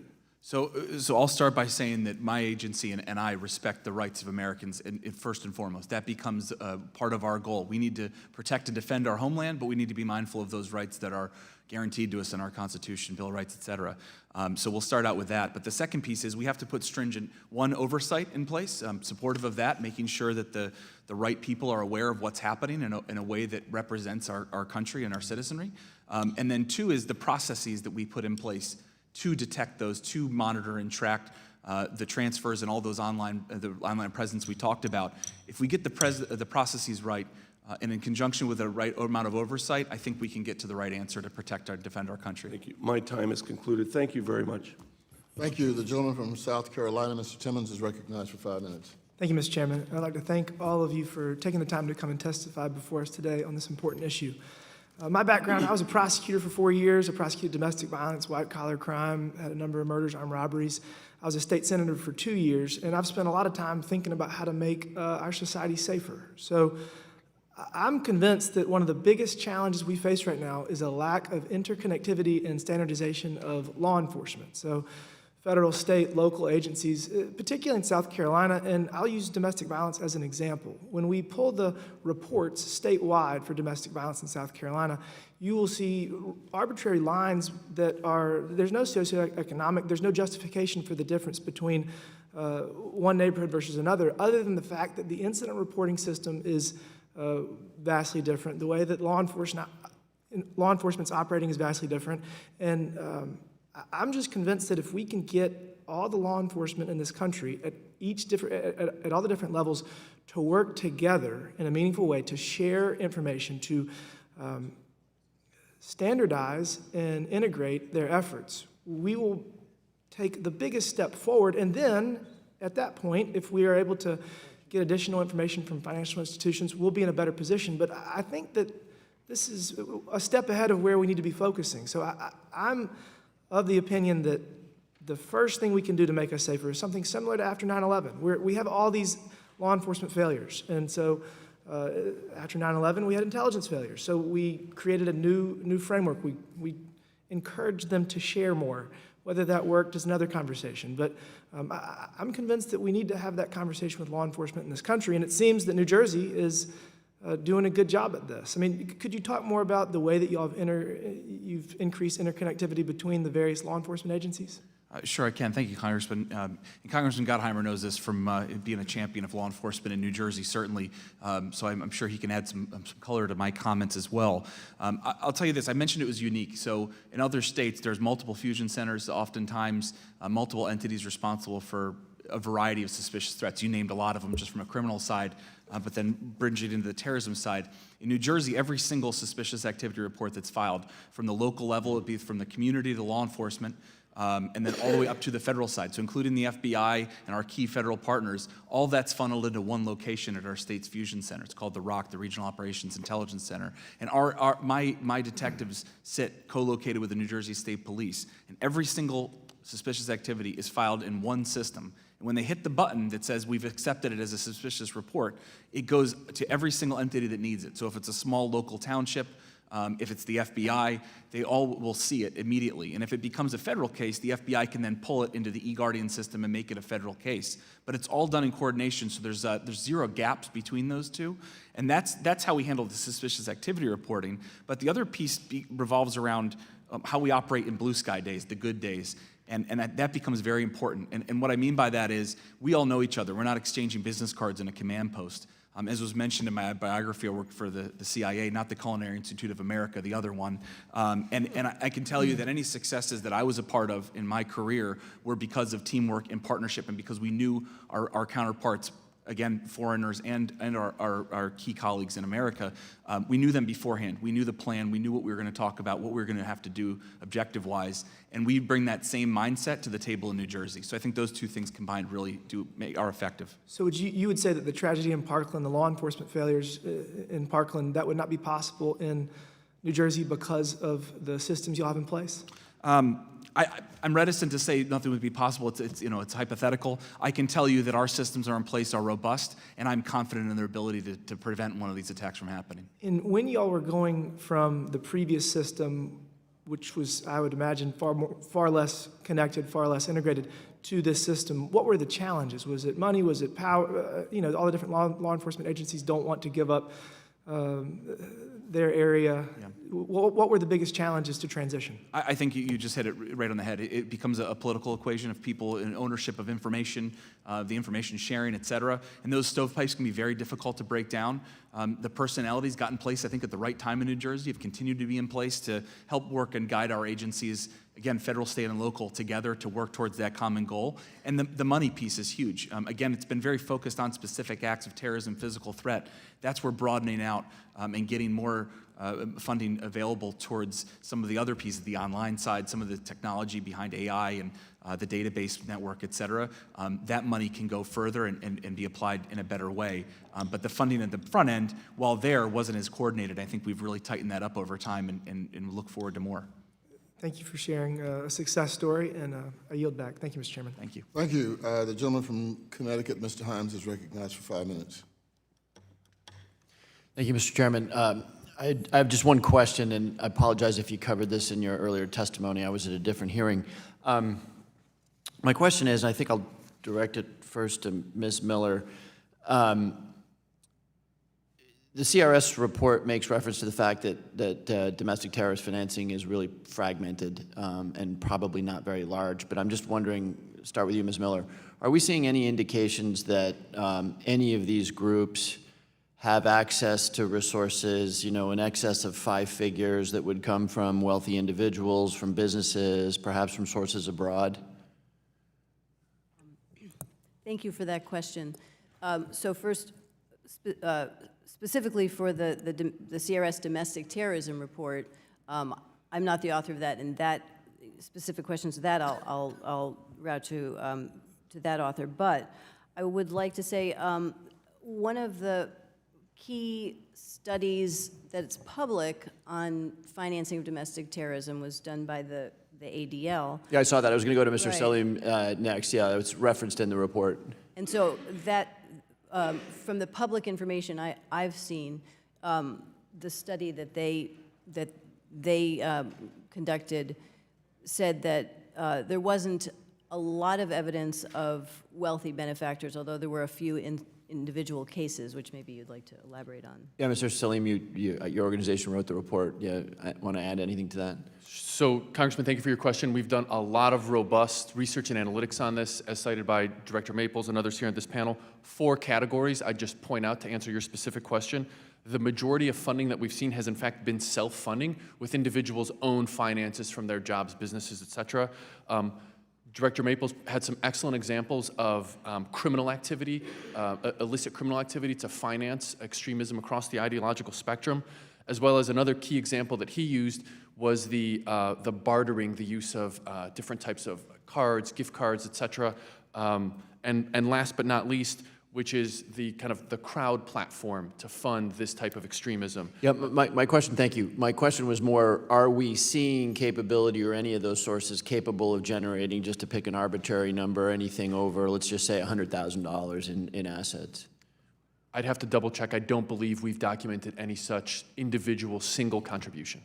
And do you feel like we've got the capability through the banking monitoring systems and whatnot, that if all of a sudden one of these capabilities developed, a dark philanthropist wanted to inject $5 million into some group, or all of a sudden businesses around the country in some networked way were providing cash, would we see that? Sir, it's my assessment that the command and control structure of extremist movements is extremely limited, and the websites and the entities that they've put out to solicit funding have failed, not because financial institutions have taken robust measures or those security procedures are in place. They failed because their business models are fundamentally bad and morally bankrupt. So they're not able to get the crowdsourcing and the funding and the push behind it. Credit card companies won't finance them. They can't link to PayPal and other sites. So their business models are really bad. in a kind of a dark web covert scenario that you're alluding to, if there is a cash injection, I believe that could be a significant threat stream, but we've yet to see that to date. It sort of feels like, for all the reasons you're outlining, that some organized financing structure would be hard to build, but it's not impossible that somebody internationally, individual or a sovereign, acting covertly, or again some malign philanthropist might decide to do it domestically. But we're not seeing that right now. Not to my knowledge. May I add something? Yes, of course. The Southern Poverty Law Center is beginning to look at donor-advised funds, which, from our initial analysis, is showing that very thing is happening.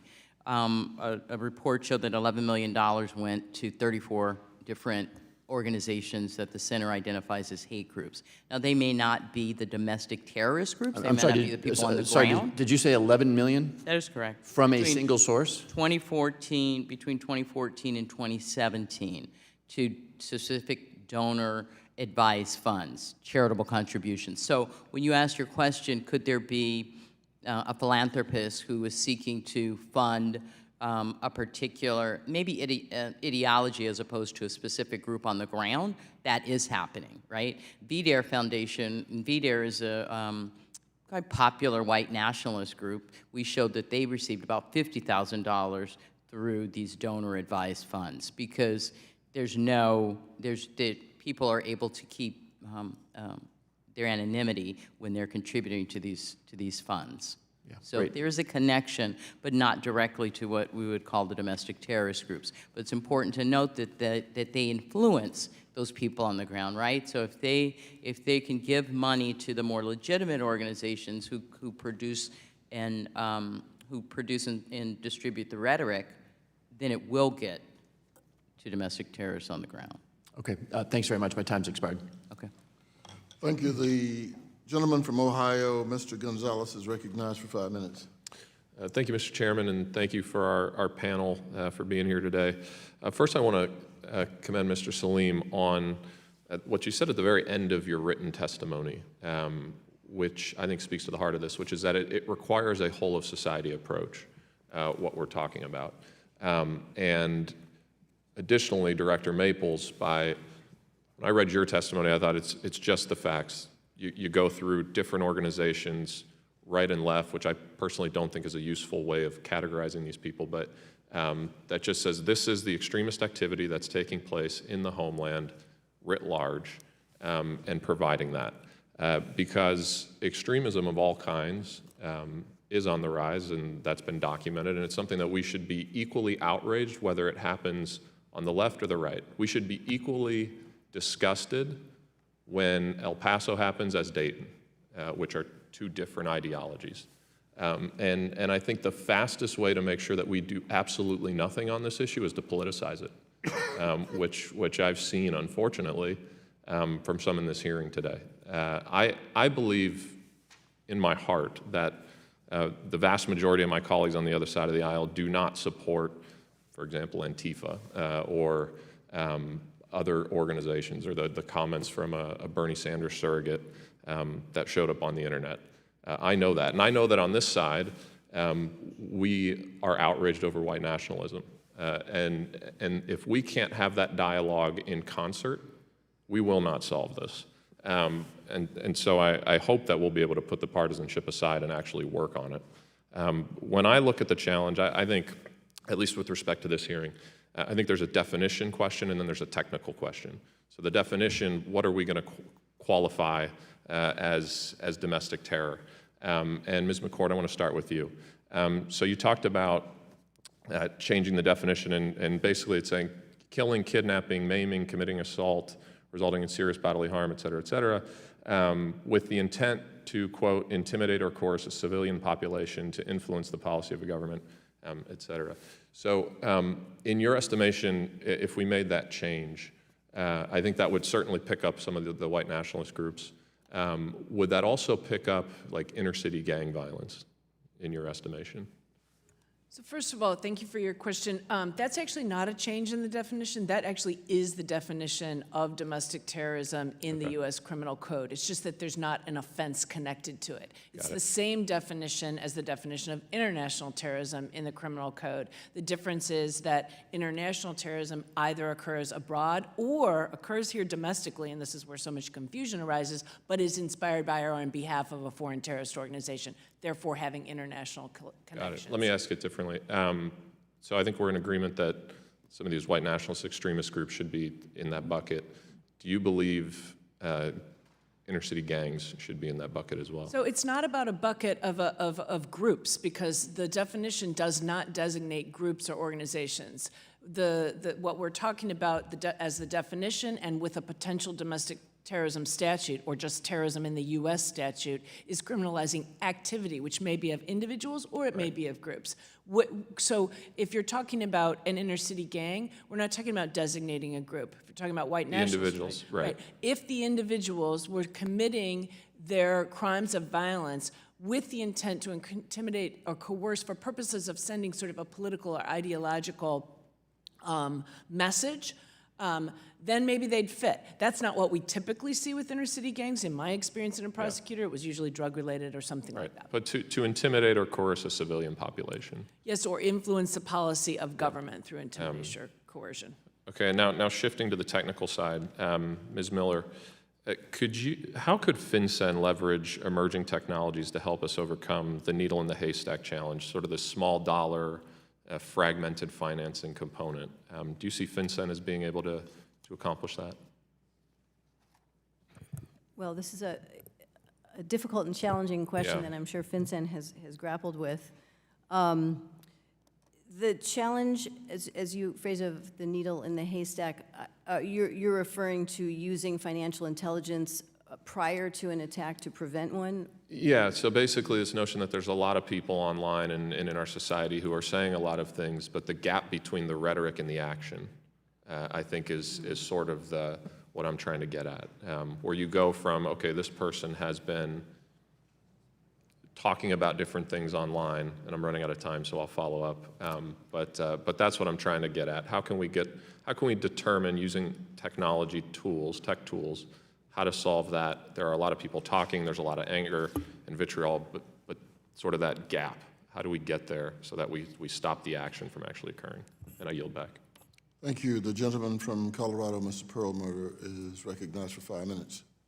Thank you. And Mr. Gonzalez and I are pretty much on the same page as to left, right. I mean, in Colorado, we had an environmental group that burned up a big restaurant at the top of Vail called Two Elk a number of years ago in a way to try to send a message about policy of our national forests. And obviously, just looking up at this board, we've had anti-Semitic, we've had murders related to abortion, we've had all sorts of kinds of things. So, and I apologize for missing most of your testimony. I'm just curious in all of this whether the RICO statutes could assist in any of this domestic terrorism type of policing, if you will. And it may be completely off-base kind of question, but we used those certainly against motorcycle gangs back in the day. And I don't know that we've used RICO too much for anything lately, but I'm just curious if anybody has a response to that. And then, because I've missed so much, I'm going to let you all talk about anything you want that you haven't been able to address to the question. So, anybody got an answer to RICO? Yes. I do think RICO is an important tool that law enforcement, and I'm sure, should be looking at using, and I'm sure the FBA is doing that. I think there are a couple of distinctions to draw, though, between using those type of criminal tools versus tools that are really directed at terrorism. And in part, it goes back to something I did mention earlier, is who are the investigators and the prosecutors? And the FBI, even before 9/11, but certainly since 9/11, has put tremendous resources into studying the terrorist threat, primarily studying the international terrorist threat, but more and more due to the needs, frankly, and the threat here in the homeland, studying the domestic terrorist threat. And so terrorism is unique and it is different than other types of criminal gangs or continuing criminal enterprises and those that engage in serial acts of violence and other types of crimes, oftentimes for financial gain, which is really what RICO has been directed to, predominantly. The motive for a terrorist offense is not financial gain at all. It is to intimidate and coerce. And so the experts who have spent their careers... Yeah, but under RICO, does it have to be for financial gain? Is that an element of the statute? I don't think so. No, it wouldn't be. So my only point, I was really trying to make a point about centering the investigations among those who are the most equipped to deal with them and study them. And I think the second point I wanted to make is something we've glossed over a little bit, which is that there are extremist groups here, but most of the acts of extremist domestic violence motivated by domestic ideologies that we've seen are not being perpetrated by people who say, I'm a member of X group, and maybe have never even done anything to suggest they are a member of the group. They're very much inspired by rhetoric out there, maybe inspired by other groups, maybe they visited their Facebook page, maybe they've posted once or twice, but mostly these are people who on their own consume the rhetoric of hate groups and extremist groups and are motivated and inspired by that, much like HVEs, Homeland Violent Extremists, sometimes are inspired by ISIS and Al-Qaeda and foreign terrorist organizations. Similar type of inspiration, usually over social media, and then they go out and do something on their own. Okay. Mr. Salim. Sir, if I may just weigh in, the point you made on the map above us and here in the hearing room, this is actually ADL's heat map, and heat in this context stands for hatred, extremism, anti-Semitism, and terrorism. ADL has pioneered this type of proprietary data collection and digital visualization for partners at the federal, state, local, public sector, private sector level to use these type of tools to inform how, Mr. Gonzalez pointed out, communities can really come together in order to combat the threat of extremism and terrorism comprehensively. Sir, on your specific question, you said, what can we do? I'd like to offer 3 specific recommendations. Having this body closely examine and pass the Domestic Terrorism Prevention Act, passing the Jabara Hire No Hate Act, and significantly increase funding for the Nonprofit Security Grant Program and the DHS Office of Targeted Violence and Terrorism Prevention. And I'll yield to my co-panelists. I'll just add. I've got 17 seconds. Okay, I'll be brief. Just one quick point that I wanted to make is ADL in the work that they do is truly supported what we're doing in New Jersey to get ahead of these incidents. And I want to make sure I cite Mr. Salim's work personally and then also from an organization perspective. And thank you. Okay. I yield back to. Thank you. The gentleman from Kentucky, Mr. Barr, is recognized for 5 minutes. Thank you, Mr. Chairman. I appreciate my friend, Mr. Cleaver, for holding this important hearing, and appreciate my friend, Mr. Hill, and as a ranking member for allowing me to weigh in on this important topic. I want to focus on this recent wave of anti-Semitic violence, the attacks in New York and New Jersey, Pittsburgh last year, San Diego.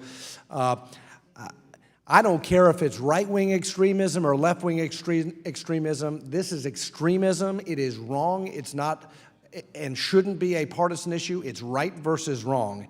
And I am greatly concerned with the growing network of non-governmental organizations in the United States and other Western countries, which in recent years have engaged in an organized and well-coordinated boycott, divestment, and sanctions, or BDS campaign against Israel. Mr. Salim, I know your organization is very focused on this. These NGOs often claim to stand for Middle East peace or against Israeli apartheid or for justice for Palestinians in so-called occupied territory. But the reality is that many of these NGOs have direct financial ties to designated terrorist organizations, including Hamas and the Popular Front for the Liberation of Palestine.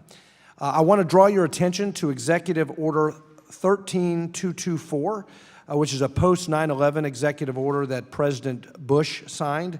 It directs Treasury, State, and Justice Departments to coordinate in order to cut off funding to designated terrorist organizations, block their assets, and prohibit any U.S. person or business from transacting with them. The current list of specially designated nationals contains thousands of individuals and entities that have ties to terrorism in Israel and in the Middle East. There is evidence that certain grassroots organizations based in the United States may have financial ties to Hamas and other SDNs. For example, the American Muslims for Palestine organization is headquartered in Palos Hills, Illinois, and describes its mission as, quote, supporting campus activism, as well as working in broad-based coalitions focused on BDS, unquote. According to testimony to Congress from a former Treasury Department terrorism finance analyst, at least 7 individuals who work for or on behalf of AMP have worked for or on behalf of organizations previously shut down or held civilly liable in the United States for providing financial support to Hamas. AMP is a prominent financial backer of Students for Justice in Palestine, a network of more than 100, quote, pro-Palestinian student groups across the U.S. which disseminate anti-Israel propaganda, often laced with inflammatory and at times combative rhetoric, unquote. That's from the Anti-Defamation League. Identifying and countering these types of groups through available authorities under 13224 must be a high priority for the federal government. So, Ms. McCord, in your testimony, you discussed some of the challenges with identifying and countering domestic extremist organizations due to, among other things, the First Amendment. How can the government do a better job of identifying and countering domestic groups like the ones I just mentioned, where there is evidence of financial ties to SDNs? Well, when you're talking about organizations like Hamas, that is a designated foreign terrorist organization, and if there are organizations or individuals here in the United States that are providing material support or resources to Hamas, that's a very easy investigation for the Bureau to open and for Treasury and State to look into that, because that would directly violate U.S. criminal law. If we're talking about independent advocacy, by U.S.-based organizations that might support ideologies of foreign terrorist organizations. If it is not directed or funded by a foreign terrorist organization, that's a First Amendment right, Sure. and the Supreme Court has said so. Sure, and I understand that. I'm sensitive, and I'm an advocate of the First Amendment, as we all are. The problem here is that there is documented evidence of financial support from designated terrorist organizations to some of these NGOs. And in July, Congressman Stivers and I sent a letter to OFAC asking for a briefing on their process for designating entities and how they use their authorities under 13224. And during that briefing, they made it very clear that in addition to OFAC, the FBI plays an important role in investigating domestic entities that may have ties to these foreign terrorist organizations. We have sought a follow-up briefing from the FBI to learn more about their procedures and made numerous requests for information, and they have yet to provide it. FBI has got a lot of problems right now. And we know that it's an important element of the construct of combating financing for terrorist groups that the FBI investigate this. So I'm very disappointed that the FBI is not being responsive to us, and that they declined to participate in this hearing, and we're going to continue to push the FBI to investigate this. And I yield back, and I appreciate being able to participate in this hearing. Thank you. The gentleman from California, Mr. Sherman, who is also the chair for the Subcommittee on Investor Protection, Entrepreneurship, and Capital Markets, is now recognized for 5 minutes. Thank you. I want to pick up on the comments of the gentleman from Kentucky. A decade ago, I brought to the attention of the IRS an organization that was advertising on their website that you could get a tax deduction for giving money to Hamas. I still don't think they've acted. Well, I think they acted a few years ago, but it took them many years. But speaking of Hamas, if you go to the Hamas website, they'll instruct you as to how to make a donation using cryptocurrency. And so I want to focus on cryptocurrency a little bit, because if it works for Hamas, it'll work for the Nazis too. I've criticized cryptocurrency in this room before, a few of you are aware of that. And so I've been deluged with all of the argumentation of the fervent supporters of cryptocurrency. And if you read it, it's clear that one of the big pluses they have is that it weakens the U.S. federal government, evades the U.S. federal government. Mr. Zuckerberg was at that table just a couple of months ago.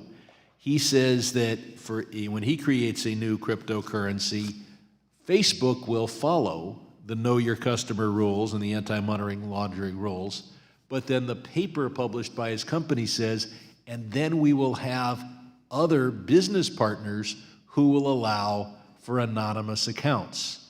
So if the Libra ever becomes an efficient currency, Zuckerberg can say that he's not facilitating anonymous accounts. He's just having his business partners do it as part of a structure that he's created. And I would say that anonymous accounts and know your customer, there's no way to square those two things. So on October 21st of last year, FinCEN Director Kenneth Blanco gave remarks at Georgetown University event where he discussed cryptocurrency and illicit finance. During his remarks, he indicated that those in the crypto businesses are arguing that they are incapable of complying with FinCEN's anti-money laundering and know your customer rules, and therefore should be exempted. Director, I'll ask the entire panel, have you seen evidence of domestic extremist organizations moving toward or exploring the use of cryptocurrencies in order to disguise their financial transactions? I'll begin by saying I did cite that in my opening remarks and certainly my written testimony a little more robust way.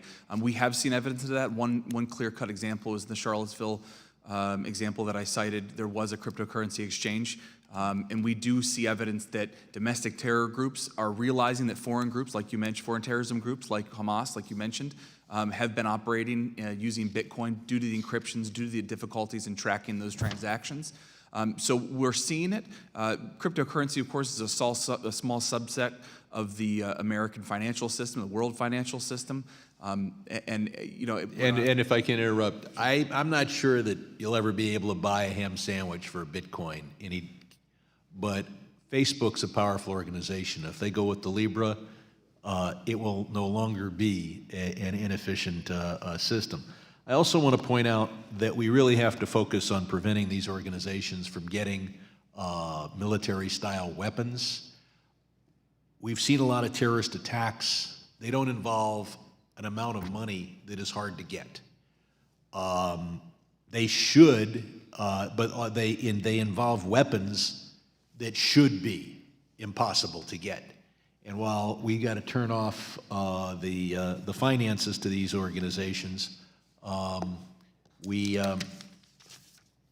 also have to focus, or at least another committee has to focus on that.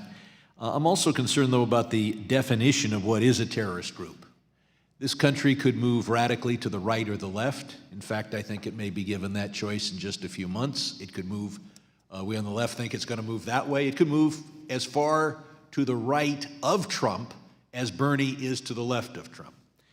Do the statutes allow a president to designate pro-choice organizations or abortion providers as terrorists if they declare that the unborn is somehow a group subject to oppression? Are our statutes clear enough on that to prevent that from happening, no matter who's elected president? Does anybody have a comment? Ms. McCord. Yes, thank you. Right now, there's no authority, statutory or otherwise, for designating domestic organizations as terrorist organizations. And as I indicated in my oral testimony, I think it would, even if such authority were provided either through statute or through executive order, I think it would run afoul of the First Amendment in most circumstances. Thank you. Thank you. The gentleman from Massachusetts, Mr. Lynch, is recognized for 5 minutes. Thank you very much, Chairman Cleaver, and I appreciate the work that you've done on this issue. It's an important issue, but it is tough to get at. As the chair of the task force on FinTech and someone who's worked with FinCEN in the past on terrorist financing, we have a whole framework there where the KYC that we use in the international context is fed by, is also assisted by, suspicious transaction reports that are filed with FinCEN, cash transaction reports that are filed with FinCEN. I think there were 15.8 million CTRs filed by financial institutions in 2019 and 1.5 million suspicious activity reports. So what they tell me at FinCEN in the past, they've said, in order to find a needle in a haystack, we need a haystack. So they get all this data, and then they're able to dig through it. We don't, I mean, let me ask you, we don't get nearly the volume of information on the domestic side. You know, I'm trying to figure out how do we get at this in terms of trying to identify a prospective domestic terrorist. We don't have a similar mechanism to do that, do we? I mean, we don't ask local banks, even traditional banks. Let's put mobile banking aside for a minute. We don't even get that information from our local banks, do we? Yeah, Sir, if I may, thank you for your question, Congressman. I think there are a number of steps to address your question that can lead up to reporting that eventually creates the better ecosystem of data to prevent against domestic terrorism and extremism, improving reporting mechanisms, increasing transparency, enhancing the training for trust and safety teams across financial institutions and financial service platforms online. These are the core building blocks to ensure that if and when reporting to regulatory or state and local law enforcement is required, that reporting is accurate and substantively helpful. I see. I'm not saying we should go there in terms of vetting domestic, U.S. citizens without probable cause or anything like that in a fashion that would be intrusive. I'm just trying to get my arms around how do we, for these low dollar amounts, and with the emergence of mobile banking, which doesn't readily acknowledge the existence of borders, how might we better approach this problem from a domestic standpoint? Are there measures out there that you think might be helpful, Ms. Miller? And we greatly appreciate the support that Congress gets from CRS. We really do. The Congressional Research Service, we all utilize your subject matter experts on a regular basis. We really do appreciate your great work. But are there specific measures that you might suggest Congress might take up in order to more accurately predict something like this from emerging? Well, I'm going to make 2 points. One, which I'll make first, is about the financial system writ large first. Yeah. It is that the more transparency there is in the financial system, the easier it can be for law enforcement, FinCEN, intelligence agencies to track the financing of individuals, whether it's international or domestic terrorists or others. There is an issue with legislation in this Congress, the beneficial ownership bills that your committee worked with, that does address, in a way you've chosen, the issue of financial transparency in the system as a whole. The purpose of it is to try, as I read it, to prevent illicit actors or others from using legal entities to store money, move money, hide money under assumed names without any sort of identification procedures about who really controls those. Yeah. It's possible the other prosecutors or law enforcement officials might have something to say.